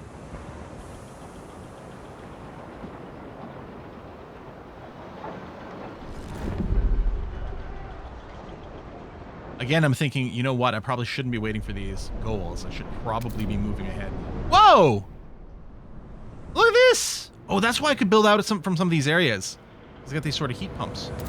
Yeah, expanded district. Expand districts to increase their scale, both in terms of size and capabilities. Expanded districts are more efficient, provide additional building slots. Oh, so buildings go inside of districts. Select a district to open its panel and click the expand button. Oh yeah, right over there. Okay. Then select new tiles around the chosen district. Okay, so we want to reserve some room around our districts. If there are not enough adjacent tiles to select, the district cannot be expanded. Be mindful that housing districts have no building slots upon construction, contrary to all other types of districts. This is why you need to expand such a district at least once to be able to construct any buildings inside it. Okay. There's an expand button over there. Anyway, we got to turn on our generator. Okay, see, I would... Sometimes with this UI stuff, I feel like I'm being petty. We've got this little indicator here. Generator is disabled. Above the generator. Wouldn't it be great to be able to click on this to open the generator? Just... Why isn't it a valid click spot? I know! The game just came out. But that's pretty silly. That's pretty silly. Alright. Active, but it's not active. Well, this is the central district. As opposed to the generator. Oh, I see what's going on now. There's the central, this is the central district, and then there's a building in it called the generator. That's why it's on a separate tab. I was wondering about that, but now that makes sense. Okay.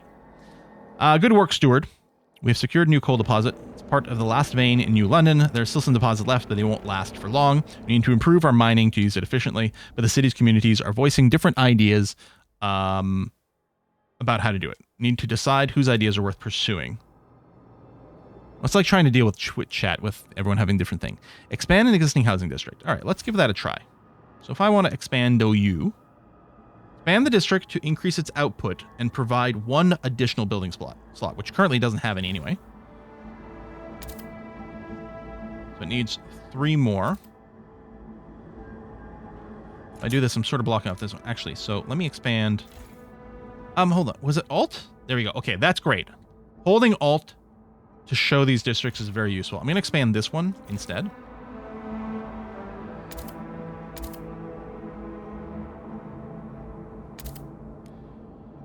They didn't want to box it in. Okay, we can also build a research institute. I'm wondering if those go inside a housing district, or does it care? Doesn't seem to care. Although,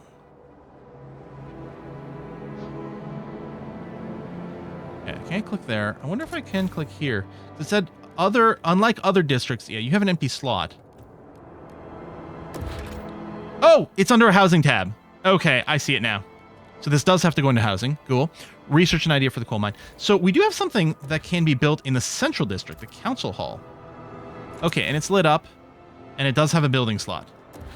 Council hall, seat of the council where delegates representing city's inhabitants meet to discuss and enact the laws. I know it's not being prompted to do that, but we'll put it down now.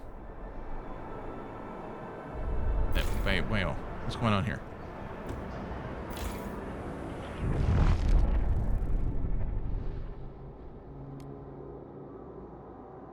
Oh, it was just an interact tooltip. For a second, this icon here was also here. And it said Council Hall under construction in this district.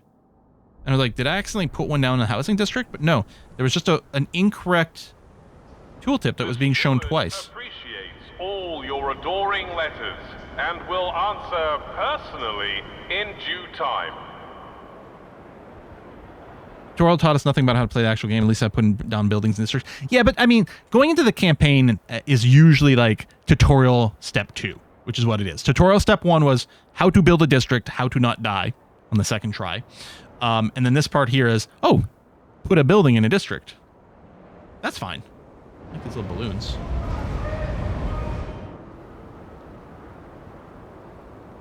We build whole ass districts now instead of single shacks. Yeah. The council gathers for the first time. We can vote on new laws. All right. First council session, the city decides. Anticipation fills the air as the council opens. The captain ruled with a firm hand for years, but those times died with him.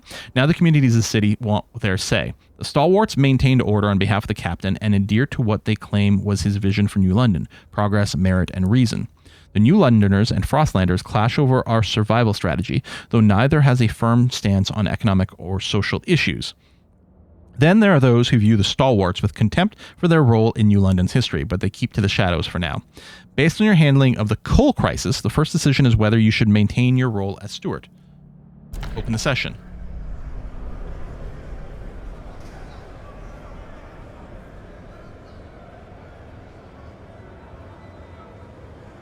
This is how democracy dies. With thunderous applause. When you return to the council in the future, you'll be able to propose new laws to vote upon. But for now, a special vote needs to happen. The communities in New London have to accept you as their leader. Be careful. If you fail, this will be the end of your rule. Oh, good, because there's more ways to lose. Okay. We got these 3 kind of factions / communities, which seem to have overwhelming or overlapping terminology. Maybe a faction is just like a smaller one, and as the percentage grows, they become a community. I don't know. Voting in 10 weeks. Should the steward remain in power, if this vote fails, delegates will immediately remove him. So 22 for, 13 against, lots hesitant. So I don't think we vote right now. I think we negotiate. And then presumably we make a promise or something. Vote of confidence. Should this... Okay. So the biggest groups are the New Londoners and the Frostlanders. The stalwarts are for me. That's good. Let's talk to the New Londoners.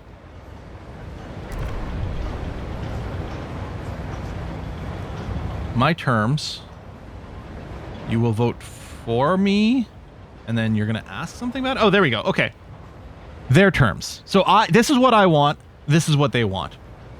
Use a community action on New Londoners' community action fund projects. Fund projects beneficial to the community. The larger their population, the more heat stamps required to fund them.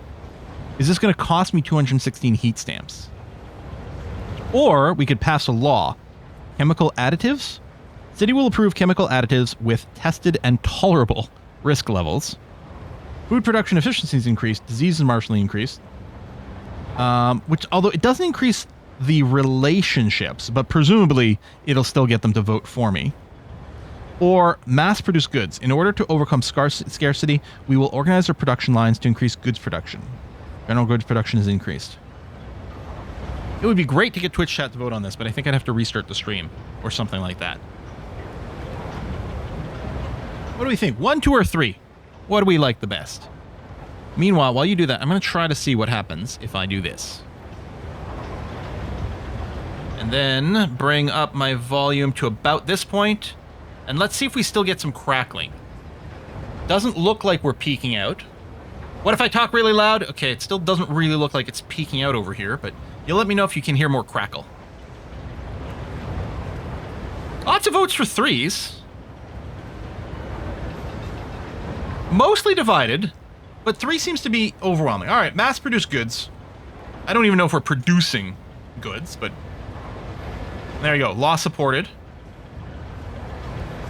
Accept. And yeah, presumably I could go back and check another faction, but this is fine.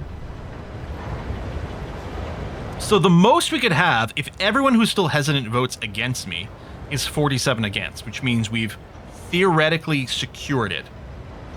Stream voting doesn't work in the other stream. So there was also the issue with the Baldur's Gate 3, which, ooh, look at that resource drawer, where the stream voting didn't work right out of the box either. Okay, let's vote. There's also a lot of background noise going on here.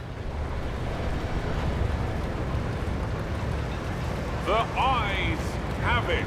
All right. 71.4 out of 51 required. I think I am going to go and lower the game audio. Seems very noisy. Okay, very busy. Okay, oh, so we still have to pass this. In the council. Oh. All right, council's in recess for 9 weeks, so presumably you have to wait for that to happen, and then we can try to pass mass-produced goods? The generator wakes! A child is born! People gather around the generator tower as it wakes with a thundering shudder and bestows heat upon us yet again. This is the heart of the city, our last line of defense against the cold, our first hope for a future, any future. Steward, there's a couple who says their first child, a daughter, was born at the exact moment the generator sprang to life again. They call her Lily May. They ask you to bless her. You gave us hope back. Thanks to you, our child may yet have a future at ever. People are hopeful there is a future for them after all. Very well, Lily May. May your life be warm and winds spare your paths. Okay. All right. Presumably the district expansion is finished, so we can plop down a... Oh, the other one's gone. I guess we can only have one. There you go. Research Institute going down. Excellent. Food is going down. Less excellent.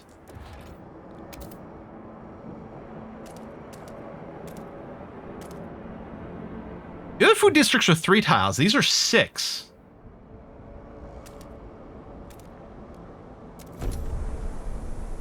I'm also going to excavate... Oh, no, it's not T.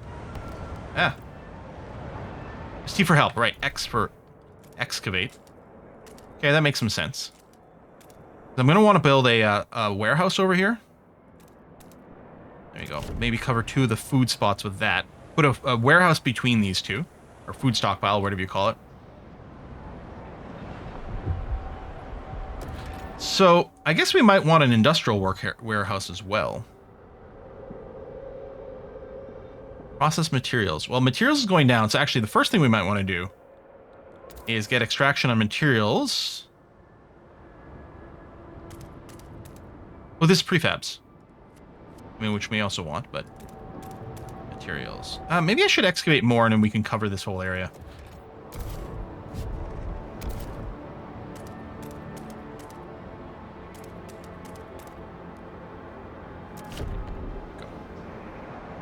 New law has been passed. Newborns must now go work in the mines. Oh, you know what? I saw the audio peak out again for a bit here. Yeah, I'm... Oh my god. I'm going to have to redo all my audio balances again. Okay. I think the best thing to do for now, then, is just to do the close-up thing over here and try to maintain a constant volume. I think Windows broke all my audio balances. It doesn't look like the extraction districts can go on multiple different types of resources. It looked like once I clicked it on one, it grayed out the others. Yeah, we can do some ASMR like this, too, if you want. I can just whisper directly into the microphone. I think that's how it works. I don't really know. I don't actually know what ASMR is. I suspect it's more than just whispering into a microphone, but I don't actually know. I'm not that cool. Different ideas, communities of New London. A small crowd gathers outside of the new Research Institute, arguing about how to exploit the last coal veins. The stalwarts and New Londoners want us to lean on machine-powered mining, but the Frostlanders would have us pursue a more frugal solution. They would never display such discord under the captain's rule. You have to choose who to entrust with developing their ideas. Communities in New London, different perspective. You may not be able to please everyone. Ooh, we have an idea tree.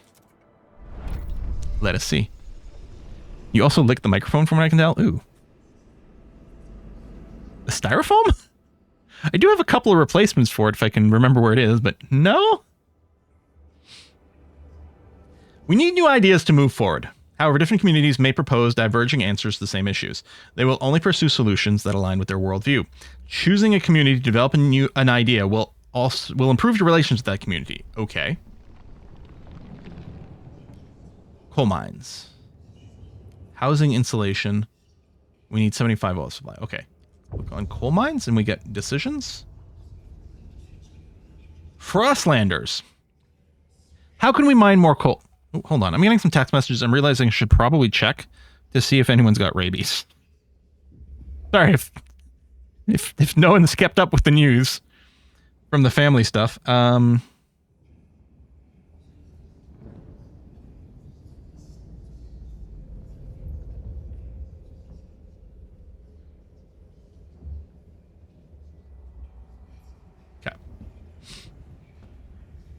Oh, yeah. So Mr. Danish Butter doesn't know, and I'm definitely going to answer them because they'll need to know this information for the wedding. No, I don't think it's relevant anyway. We had, I went to my family's cottage this weekend, or camp, and there was a bat inside the house that was behaving in an unbat-like manner and seems to have landed on and bitten 2 of us at night. Anyway, so the whole family is having to get a vaccine, rabies vaccination process, which is very unpleasant. So the vaccine itself is fine. Vaccine, single jab in the arm, no problem. We've all gotten our COVID vaccines, flu shots, all those things at some point. No big deal. A little jab in the arm, easy. The real problem is the 8 shots of immunoglobulin that were injected into like the deep muscle of my thigh. Yeah, I posted a picture on Twitter and I think on Discord as well, although it was a kind of a zoomed in cropped one. The actual picture is like this huge pile of like vials and boxes and syringes and stuff like that from the process. Just one jab after the other, over and over and over into the thigh. Then I got to go back in 3 days. Then I got to go back in 7 days. Then I got to go back in 14 days. Because almost certainly at least 2 members of my family were bitten by a rabid bat, which is very bad. Very bad. I don't think I was actually bitten, but the protocol is to immunize everyone who may have come in contact in any way whatsoever. Yeah. So fun times. Yeah. Anyway. Okay. How can we mine more coal? Dust coal mine.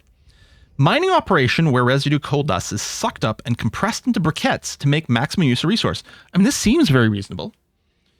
So I'm betting this is a building that you can put in a coal mining district. 400 workforce, 150 coal, disease slightly increased, need some materials. Okay. Alternatively, New Londoners. So yeah, the Frostlanders are 43% of the cities. The New Londoners are 45. The Stalwarts are only 12. New Londoners. How can we mine more coal? Blasting coal mine. Oh yeah, it says constructed extraction districts. Yeah, that's exactly what it is. Operation using explosive drilling to rapidly exploit coal deposits, generating noxious fumes. Okay, so it needs less workforce. It produces more coal. It increases squalor instead of disease and needs more materials. And then finally, the Stalwarts want a blasting coal mine. Operation using explosive drilling to rapidly exploit coal mines. Okay. The New Londoners and the Stalwarts both agree with the same idea here. So we're choosing between a blasting coal mine and a dust coal mine. Honestly, the dust coal mine sounds like a great idea to try to capture the maximum amount of stuff possible. None of these seem to affect like the durability of a mine or anything like that. Huh.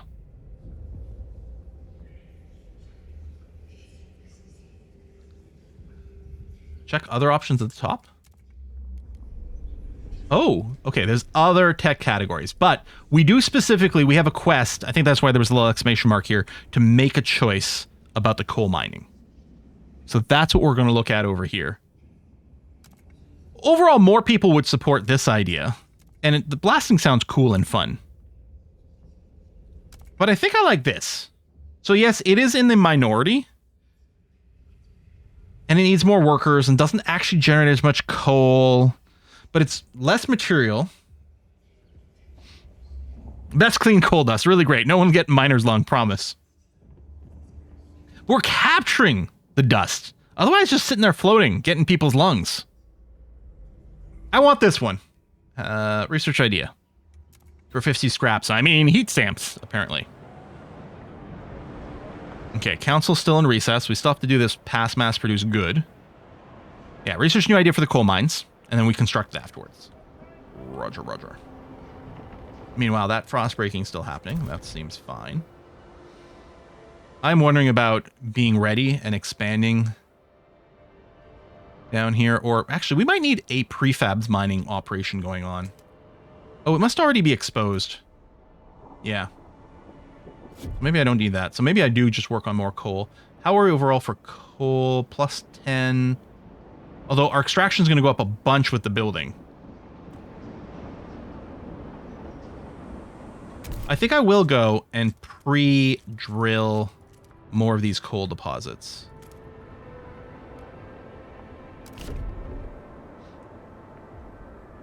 Press miners into briquettes. But yeah, let's get an extract thing for the prefabs over here. And then, I don't know, these tiles, sure. Keep that going on. Oh, I guess I can build the building now. Wait, it's a research institute. Okay, I guess I can build more of those. Oh, maybe, does it take time to research? Oh, right over here. Yeah, okay, takes time to research it. Gotcha. It's a very different vibe from FROSTPUNK 1. Really different.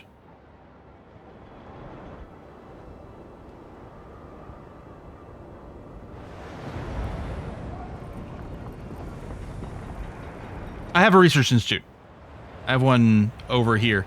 It's not the most obvious. I guess it's this one here. Or I guess it's the symbol. I think that's the actual visual for it. I think the symbol is just showing me this district has this building.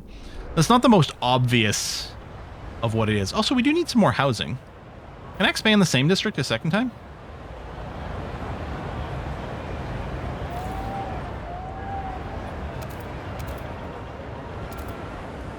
Apparently so. I don't see it. Oh, no, there's the construction. Oh, that's not even the world map? Oh, okay. Cool. So this is just the area I can build a city in. Okay, that is actually nuts. The scale in this is so much more. Please give the right of way to frost-breaking teams in transit. I like the announcements.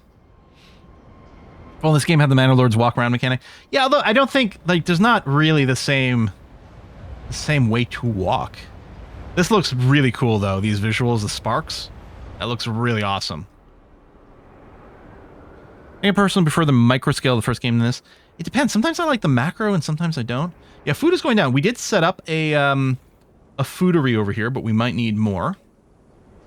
And we do have some still stockpiled. But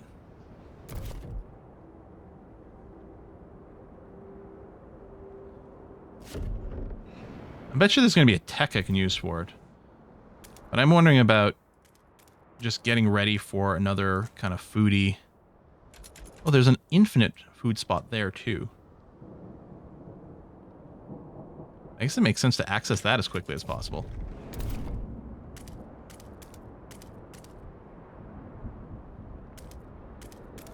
There we go.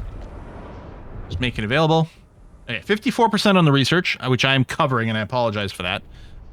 If I move my face, that blocks some things. I don't like to just hover here because I don't have a box around my camera, so I don't tend to like to float in space. I guess I could do this. It's not too bad.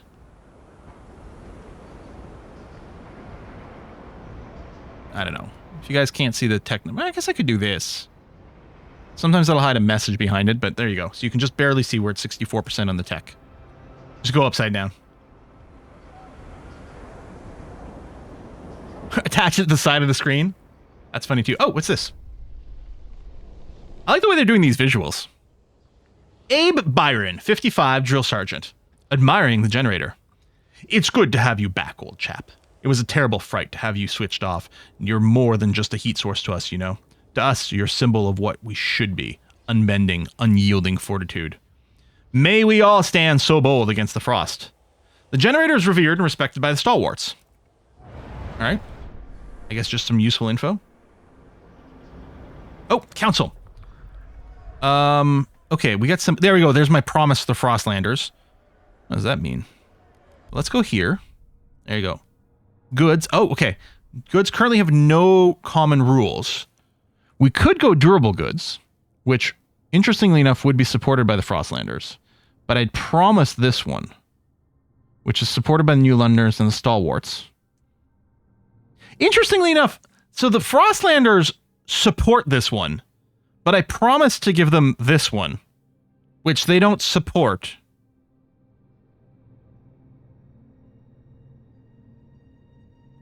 All right. Looks like it'll pass, no problem. I will propose this as the next law. I think we can just do a vote immediately without me having to do any shenanigans. I promised the New Londoners, but that's not what was saying on the tooltip.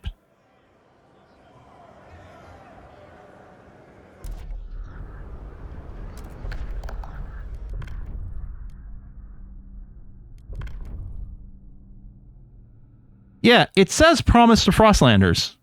So maybe the tooltip's just wrong again? Okay.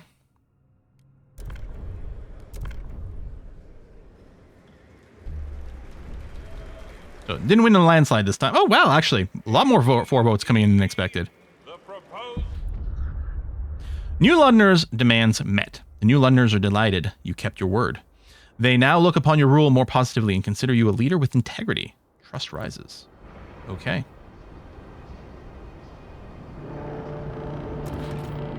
People of the city, your council has voted. Like the idea is a lot new. I mean, I could see them having a bunch of patch, like a patch that fixes a lot of these little things. These are pretty easy to fix. It's also not uncommon for a game release for the devs to already have a patch ready to go with these bugs. They may know about these bugs, but they may not want to put out a last minute patch right before release that might break something in a more serious way. We see that time and time again. I mean, sometimes we'll see a day zero patch or like a patch just like 2 days after a game release where they just want to make sure like they know it like a game is in a stable non-crashing state and they just want that for release, and then they'll put out the patch maybe after a little bit of Q&A as well. That fixes non-game breaking bugs. And this is certainly non-game breaking. A little confusion. Certification is also a bitch. Yeah, if a game is being released on console as well, which most games are doing like multi-platform releases, the process of getting the game certified for a console release is brutal. That can be annoying as a PC gamer if things are being slowed down by that. The other way is to release the game in a different state on different things, or drop a PC patch first before consoles, which then upsets other people too, but anyway. Extraction.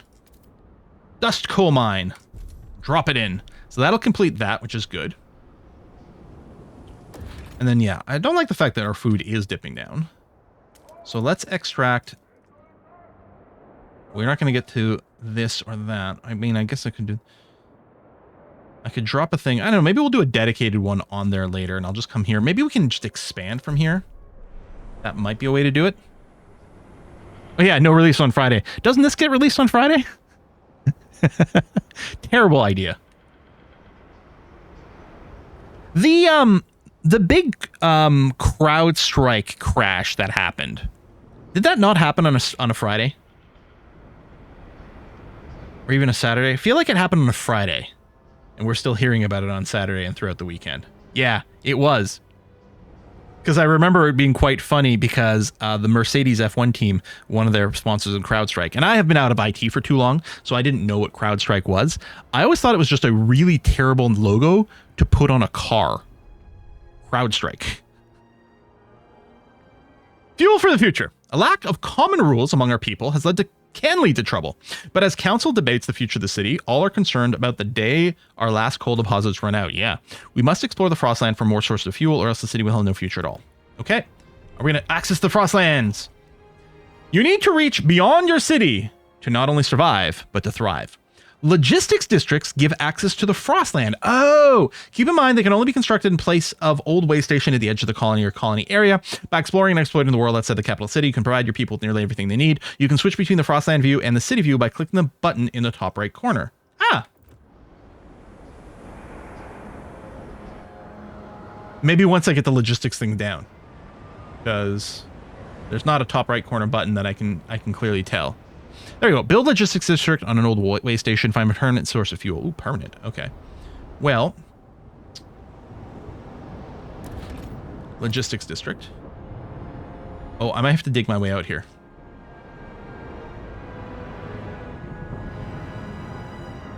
Yeah. I think I'm going to have to frost break to one of these. Okay. That's fine.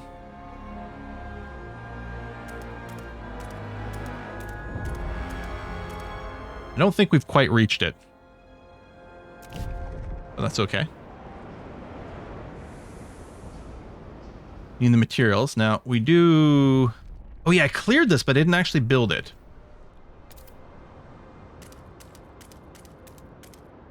Blam.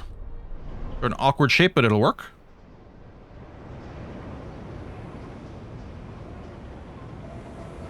Yeah, we have a bunch of excess coal, which is great to see.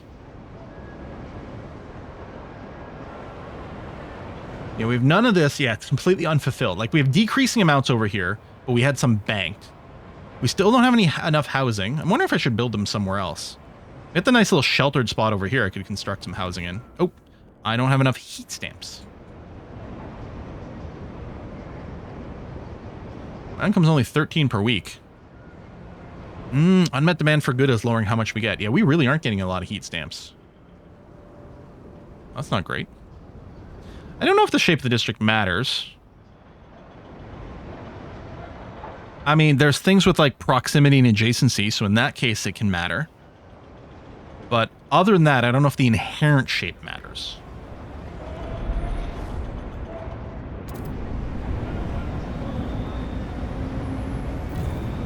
Still not positive material, huh? Frozen forest, wood remaining, but it is just turning into materials. Presumably.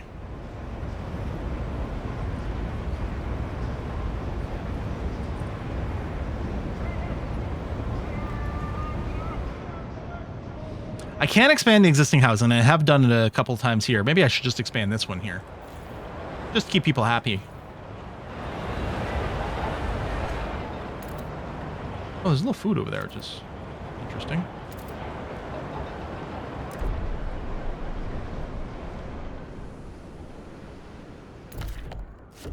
Oops. There you go. Pop that. That is actually a little annoying. I think I should have built in a different order. Although if I can get to this in the same build, there we go. That's slightly less tragic.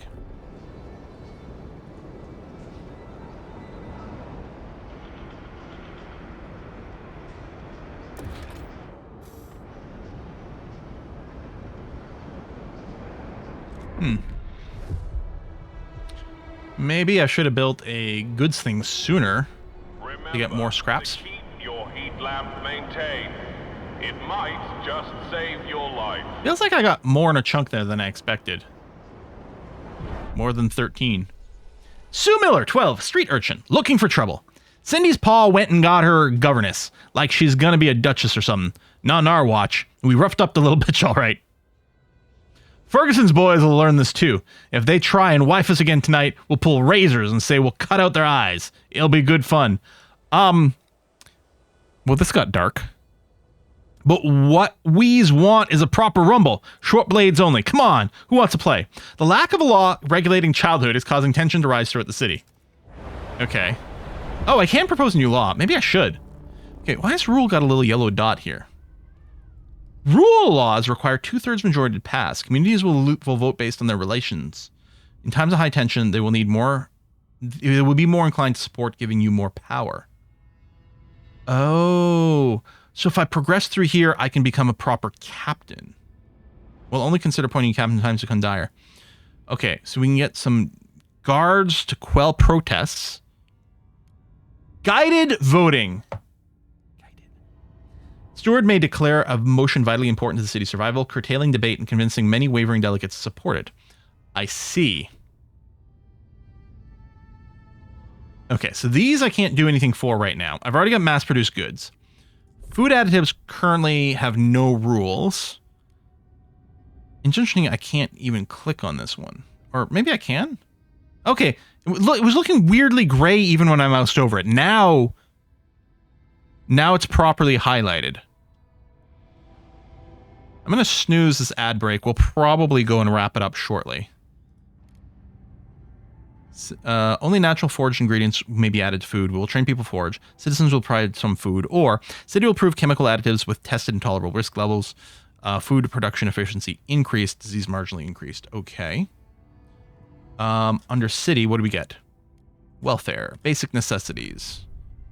Free essentials. Based on availability, the city will ensure that all citizens are provided with what they need to survive for free, including basic rations and clothing. So it just seems to increase trust. Or paid essentials.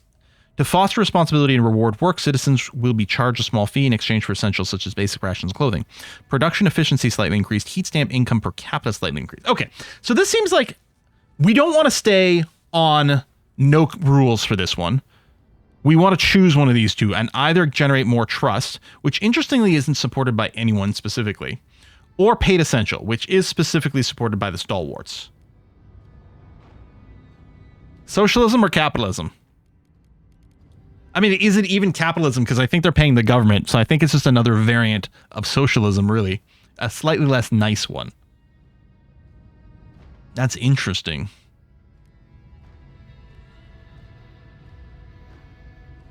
Then contagion prevention. We have no agreed upon way to deal with contagious people. We could support quarantine. Disease is significantly decreased. Shelter demand is increased. Or infectious badge. Contagious people will be required to wear a specific badge that allows others to limit their interactions with them if they deem it appropriate.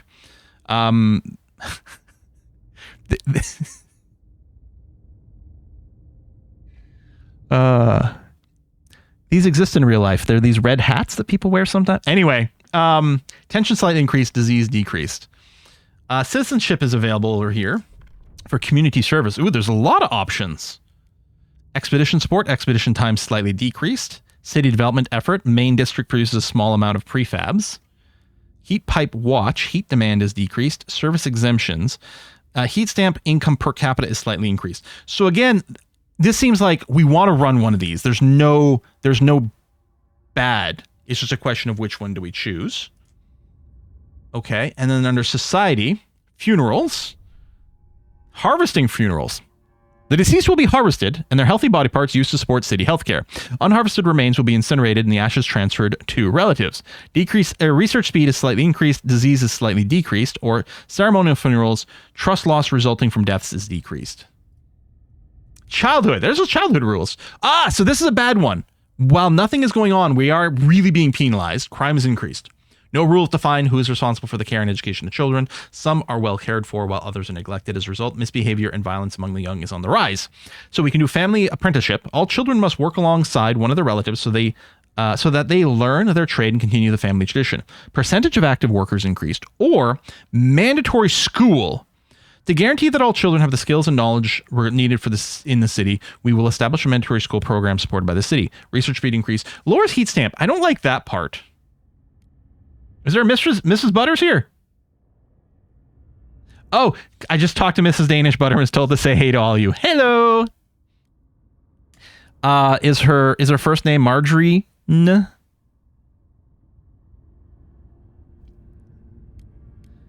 have to maybe promise some stuff.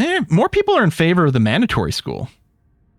Yeah, so expensive. We don't have a lot of heat stamp income as is.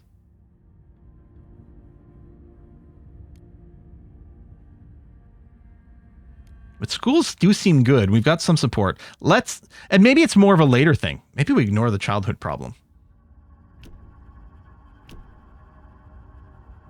You know what? If we run paid essentials, we can use that to help pay for the school.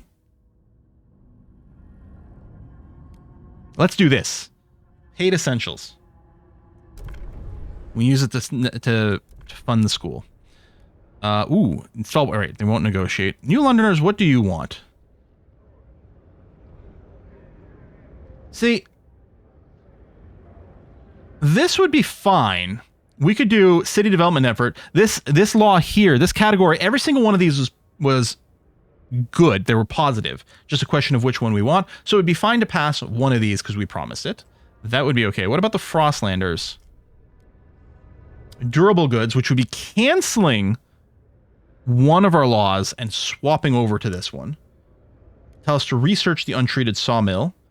Or grant agenda, improve relations. Tell you what I'm going to do. I'm going to go for the support of the New Londoners, and I'm going to say I'm going to support the city development effort for the prefabs. It could go our way anyway. And I mean, we've got more for than against. But I'm not. That's why I wanted to check this, though, as a way to, like, make some decisions. Because this is letting us pick something that is totally fine to pick. So let's do it that way. Oh, cancel. Sorry. Yeah, do the vote, which is easily going to pass.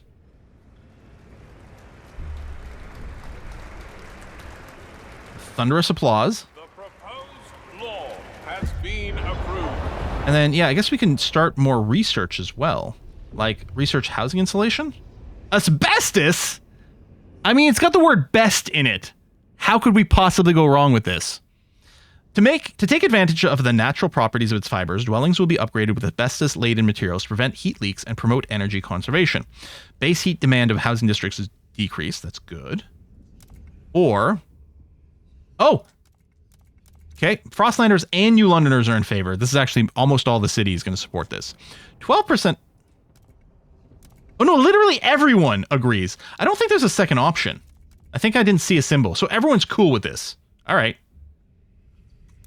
It's a best OS, more or less. Take note. A new rule enters into force. All right. Meanwhile, I have to wait for more of our heat stamps, for more of our heat scraps to come in. 14 per week. There you go. How much did I need? Oh, logistics is a little cheaper. 40. There you go. Perfect. Do that. Bum. Done. Okay. Fun fact, asbestos is still heavily used and most water main pipes are composed of asbestos fibers. I mean, the thing with asbestos is it works. It works really well. The other thing with asbestos is if it breaks up a little and you get some fibers in the air and you breathe that in, that's a bad. As far as I know, though, that's like the bad thing. And obviously very bad. But I don't think there's like, you know, some substances are like, here's 100 ways in which this thing is terrible. I think asbestos is a little bit more limited to real terrible lung cancer, but maybe just that. Isn't like, okay, so I know back in the day in schools, people used to play with liquid mercury because it's quite interesting. And then of course it's like, no, mercury, right? It'll give us like, you know, neurological issues. But I think it's, again, it's one of those things where it's like, only in a specific way does it do it. Is it not touching it, but rather the breathing in the fumes that's the problem? Or is it the other way around? I think touching is weird. Isn't there some people that like drink it and it's okay? Like the fumes are bad. Like you can, I think you might be able to, obviously I'm not telling you to do this. But I think it's like you can drink it and it's fine. Just don't breathe it in or something like that. Or maybe I'm wrong and I'm getting confused with something else altogether. That's entirely possible.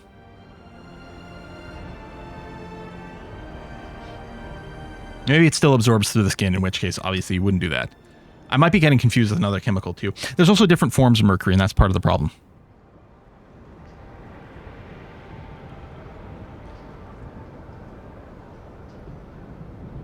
Just change the name of asbestos. There's a town in Quebec called Asbestos, or they may have changed their name at this point. I don't know. But they were a big asbestos mining place. Okay, logistics district built. We can now survey the frozen lands around New London and find a source of fuel to ensure its future. There we go. We've got our bouton over here. I didn't even click it. It just popped up. Gorgeous map. Frozen Bay's got an exclamation mark and foothills. There you go. Let's click on frozen. Oh, there's a question mark over here. Oh. Makeshift shelters. Overpopulation and dwindling fuel reserves force many residents of New London to take refuge in these temporary shelters built around a small hot spring. Its inhabitants wait for conditions to improve enough for them to return home. We can take them back in.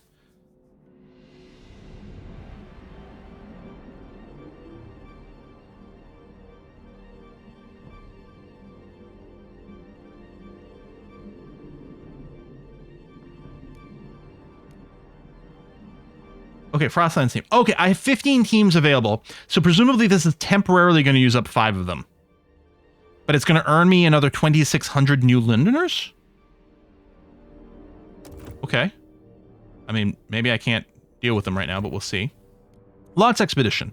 Over 30 years ago, the Imperial Exploration Company landed here to build the region's generators. A few hastily dismantled piers still stick out from the ice, a faded reminder of their short-lived purpose. Open territory, threat level safe. Possible findings, Frostlands dwellers. Oh, more. See, and again, here, the dialogue box that is in world space. I don't know. Maybe it's fine. I don't know. It could have just been a pop-up. Foothills. These windswept foothills used to be thoroughly explored, but whiteouts have erased the paths and safe houses we constructed. The area had an old coal mine, though. Maybe there was leftover coal still there. Cool. Possible findings. Prefabs, cores. I remember that being a big deal. And maybe some more people. Let's go this way. Well, I like that it gives everyone some names. And yeah, our population may skyrocket in a second, which may have been a terrible mistake. Oh, we actually are running negative coal.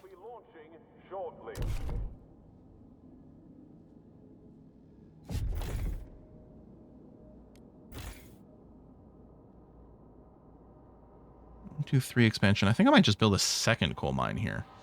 Once we get the resources, which we're short on. Oh, workforce. Well, good news, everyone. Bunch of people coming over here.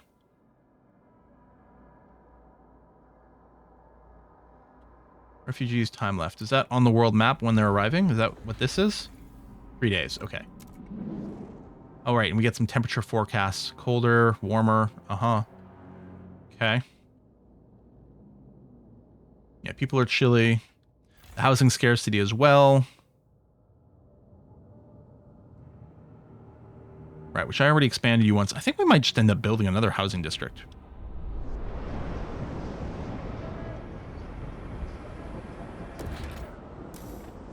I don't know what in what order, though.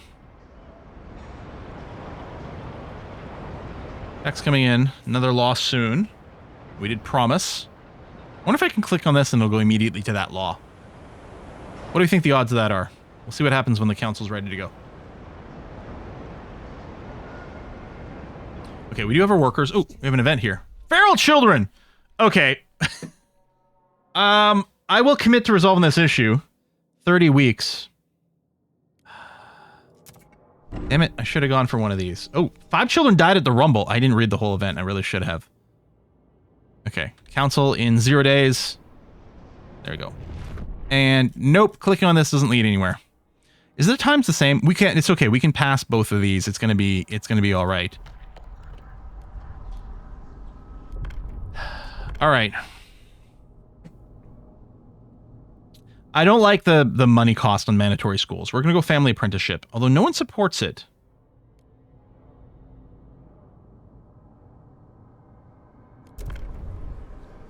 I don't have. I might not negotiate. Active promise, acting out and open to things. Durable goods. Expedition support. I think I'm just going to try to pass it and hope.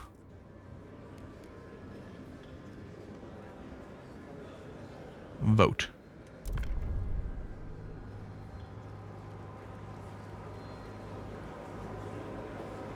Come on. There it is. Okay. Mandatory school. All right. Effect. Have to make sure I'm active on the research, because otherwise we're spending these extra caps. We should just call these caps for nothing.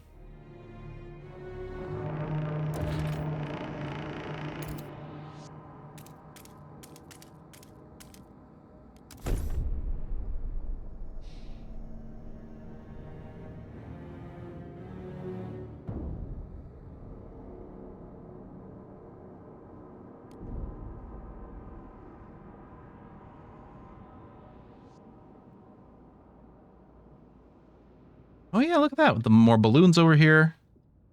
At the logistics district, that's very cool. Iron Vein here. 2.4 million materials is quite a lot. Some of these things are still going down. We do have some workers to spare right now. We have food still going down too.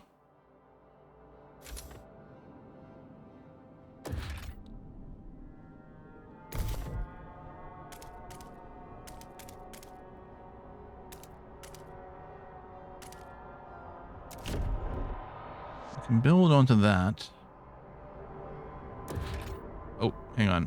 I need the scraps again. The caps. Blinking thing bottom left. Oh yeah, right over here. It's council meeting. Council and recess 10 weeks. So that's just going to tick down and be fine. You heard, Susie? You're going to school. I'm so happy.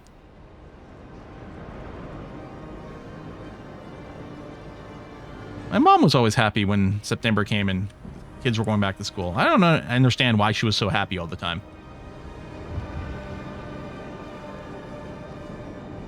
We want food and we want coal. We need both. And we do need a lot more housing now, too. Okay, wait for this to finish digging up. Idea tree is idle. Okay, so these are all... Oh, we need heat stamps. Can I change the coal mine? Wait, can I research both? Or is it going to swap from one to the other?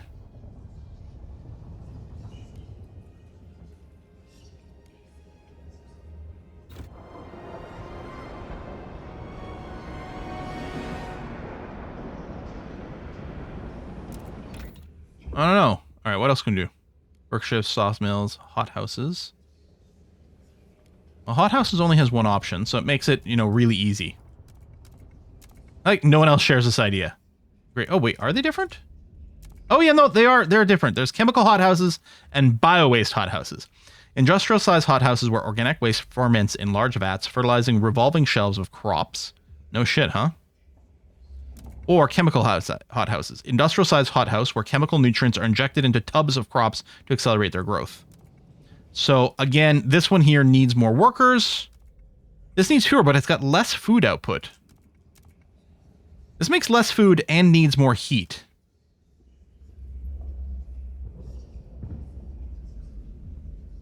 I mean, ultimately, 68% of the city supports the chemical hothouse. Doesn't seem as good, though.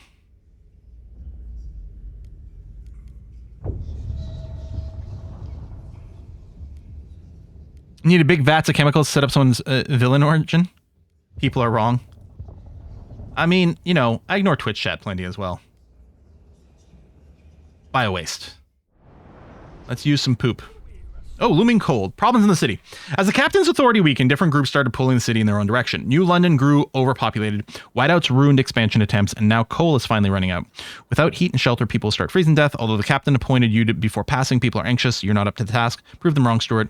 Yeah, cold's gotten bad. Let's fix it. We still have to find the permanent source of fuel outside the city. We've got an expedition out there somewhere. Hopefully we'll find something. You don't ignore us, you resist us. There's a difference. My favorite is when I do a straw poll about which game we're going to play, and then in the end I just make my own decision.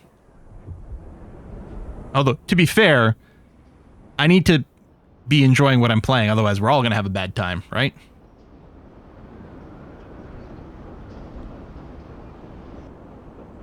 Yeah, more food for less heat sounds good. I agree. Slightly higher workforce for it would be the downside, but still seems pretty strong. So this should fix our heating. There we go. Positive coal without any other upgrades, which is nice. We still need more housing as well. Maybe I'll do that now.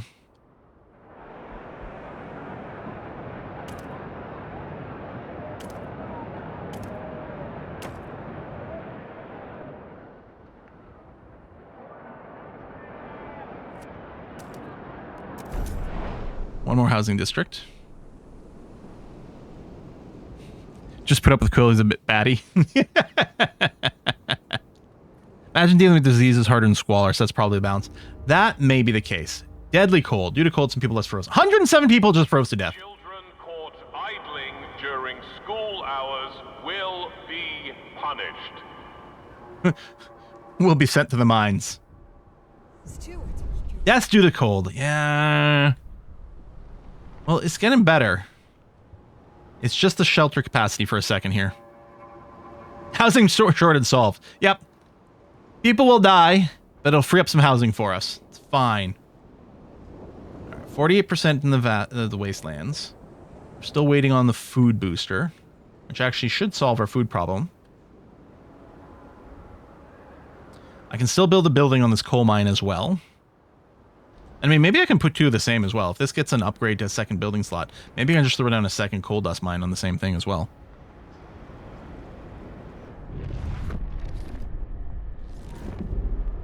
Speed, speed, speed. Let's see if this fixes the housing. It doesn't fix the housing by itself. I'm gonna expand you. No adjacency bonuses. Wait, near house? Really? Well, hold on. This actually gains bonuses from being near housing. Oh, and near food. Oh, wow. Okay, hold on. I would have built this a little differently in the first place. But okay.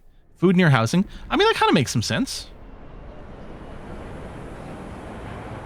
How come it's no longer fast forwarding? I'd set it to speed 3 and then it went down to 1 on its own. And I don't know why. This time I did it myself, but there we go. Yeah, still are lacking some housing. But we can keep building near here. There we go. That's kind of cool.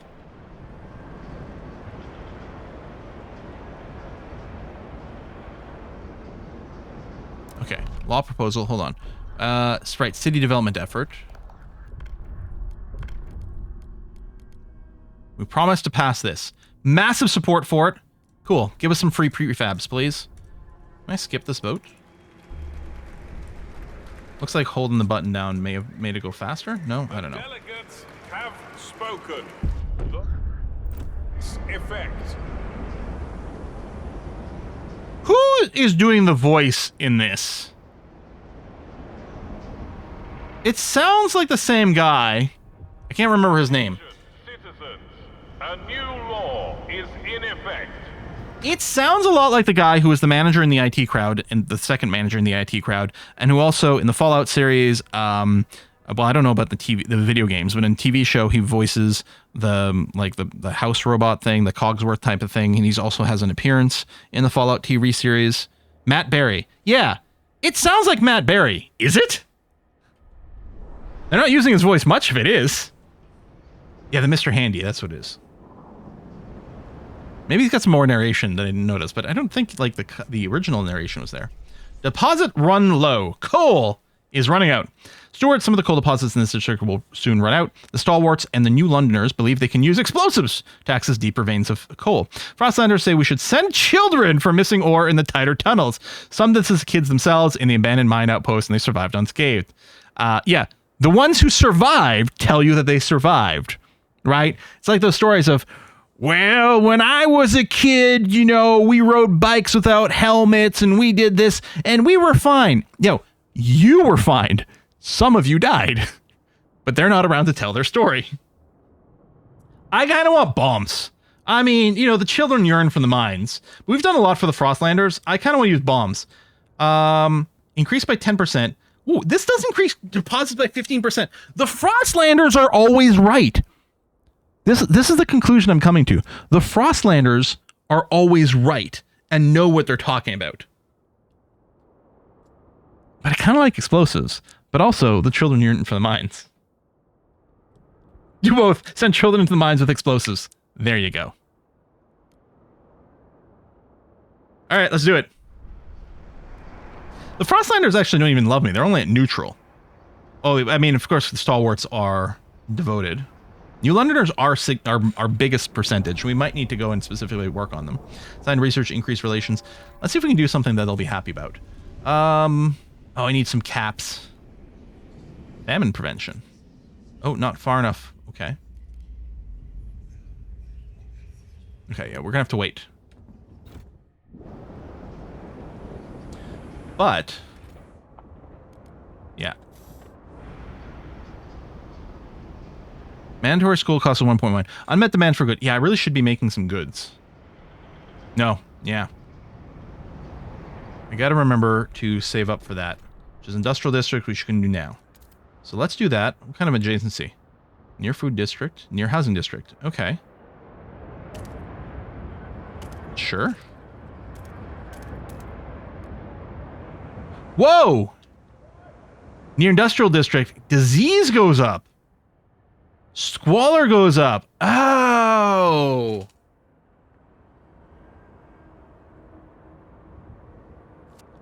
That's interesting.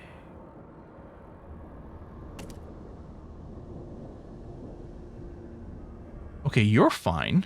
I'm betting the extractors are also fine. Okay, it's a little hard to tell sometimes which ones are the ones I can still click on for the boost or not. There you go. They're happy. Okay. Cool. Oh, hang on. Question marks. Rusted engine. The jettison's secondary engine of a dreadnought. Under its hull, we found a core, an irreproducible component from before the frost that we can use to power most advanced technology. Fissures and ice suggest the dreadnought traveled to the frozen bay a long time ago. Dismantle the wreck, come back later. So this consumes 5 of our teams for a little while, gets us cores. Specialized mechanical components required to construct advanced buildings and generator upgrades. All right. And then... Oh, we can't do this one. Need a new and stable source of heat to convince them all. Okay, hold on. What else we got? Abandoned coal mine. A mining complex inhabited by children a long time ago. Over the years, they grew older and became citizens of New London. The last miners were ordered home by the captain, but we know some coal remains in the shafts. The approach trail is poor condition, but we found a warehouse with prefabs the captain intended to use to improve it. We could take them or leave them in place if we want to use the mine again. No, we need to... So we could just take the components. Using the mine will take more Frostland teams. No, future miners will surely appreciate it. I'm not going to take the prefabs. I'm going to leave them here. Using the mine will take fewer Frostland teams. Done. Connect trail. Okay. A mining complex once inhabited, right? Outpost here will increase our supply by 250 coal until its deposit of 448,000 coal is depleted. Build a trail or skyway. Connect trails. Oh. Clicky? Clicky?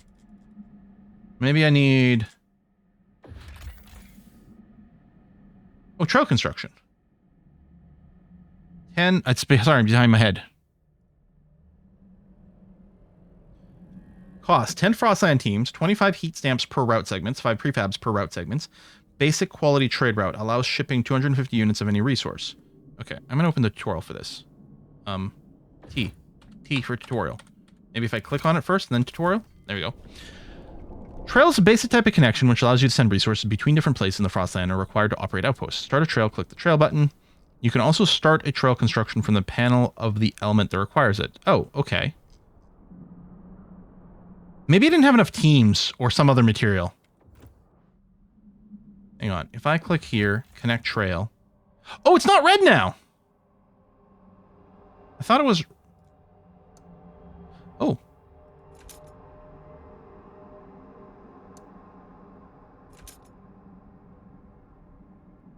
Oh, hold on. There's little dots. Ah! Okay, then I don't have the costs. But there you go. Okay. So that's the issue. You got to go with the dots, but I do need some more resources before that can come up, but that's okay. All right. So let's just bank up mostly the heat stamps. I suppose I could maybe start a partial trail. I don't know. Wait, we do have the 2 cores. Positive this. Still some shortages in a few areas. Please dispatch gift boxes to the steward by post to avoid unnecessary queuing. So this has been upgraded twice. I don't think it can be upgraded more. This one here, dance can be.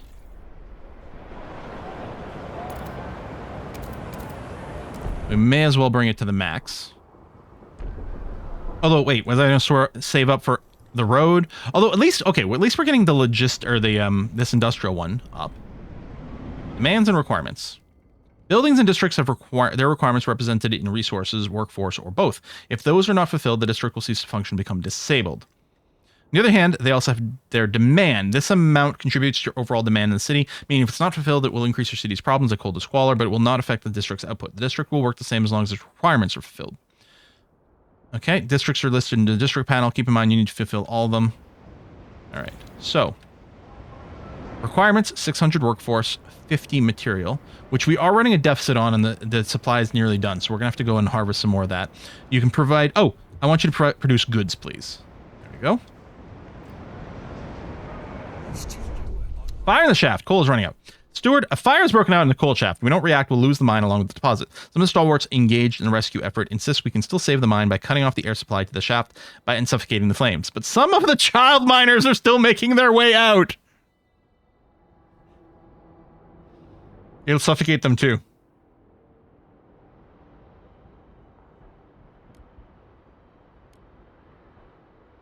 Child miners will be saved. The dust coal mine will be destroyed, and the district's remaining coal reduced by 50%.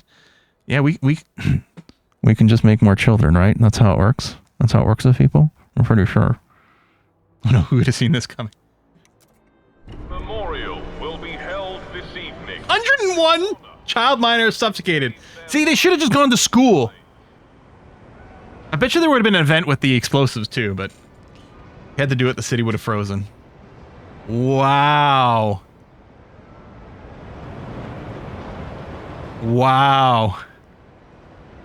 You can just make more kids. You're not wrong, but also, I hear Rimworld Quill talking again. It's okay. Population has increased. It's fine. See? Everything's fine. Temperature's about to drop. That's not great. Resource deposit nearly depleted. That's bad. But we do need to get that mine hooked up. Let's get one more chunk of heat stamps. There we go. I think that'll give us 3 mine segments or road segments, which may be sufficient.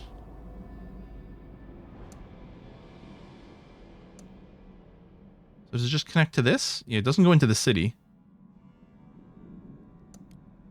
I mean, there's also this pin. Oh, yeah. What is this? Oh, the rusted engine. We've taken everything. Okay. So I don't think it's anything meaningful. And I think in the end, yeah, we end up with the exact same number of segments. There you go. 75 scraps, some other things, 3 weeks to build. Okay.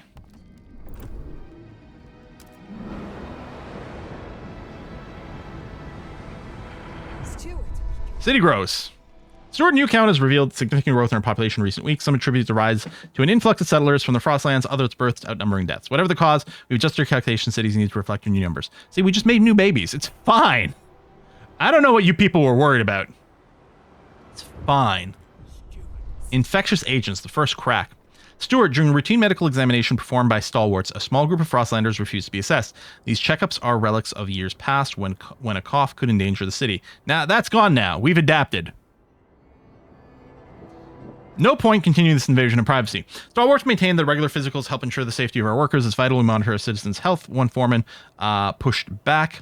We've had epidemics in the past. We must allow another one. No, mandatory, come on, mandatory checkups. Improves relations with New Londoners and the Stalwarts. We can ban or not interfere. Worsens relations with all communities. I know my rights. Nope. Mandatory checkups for all. I guess I should... Oh, yeah. We never have enough of anything. And we are running out of materials now. So we're going to need the new extraction district to build... to get more material. There it is. Extraction. Oh, I might need to clear that. Okay. Which... done. Done sooner, I suppose. Yep. See, now we're in a red. That's bad. Build. Extraction. Go.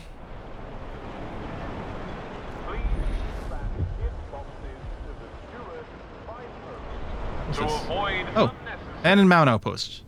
Is this not... this does not count as a permanent source. I guess... I mean, it did have a limit, but... still. Alright. Missing his little sister. Lucy didn't come home from the mine. Oh no! Oh no! The last time it got cold, proper cold, I gave her my gloves. We huddled together. Mom didn't make it. I lost my hands to the frost, but Lucy was always strong. She took care of me then, worked 2 jobs, boxed in the arena, a real fighter at 13. She would have given herself to save that mine any day, thanks to her. It's not a proper cold, but how can I go on without her? We saved... Congratulations, we saved the dust coal mine from the fire. Well, I think what we're going to do is we're going to wrap up the stream here today. We're going to stream again tomorrow, so Wednesday's our regular stream day. We start at 2 p.m. Eastern time, as per usual. I think we're going to continue this, is what's going to happen. So if you're looking forward to more Frostpunk, it'll be there. If you are looking for more Astronauts, I will make an episode live right now. Sweet. And yeah, I'll see you tomorrow for more horrible things. Thanks for watching. I'll see you again soon. Bye-bye.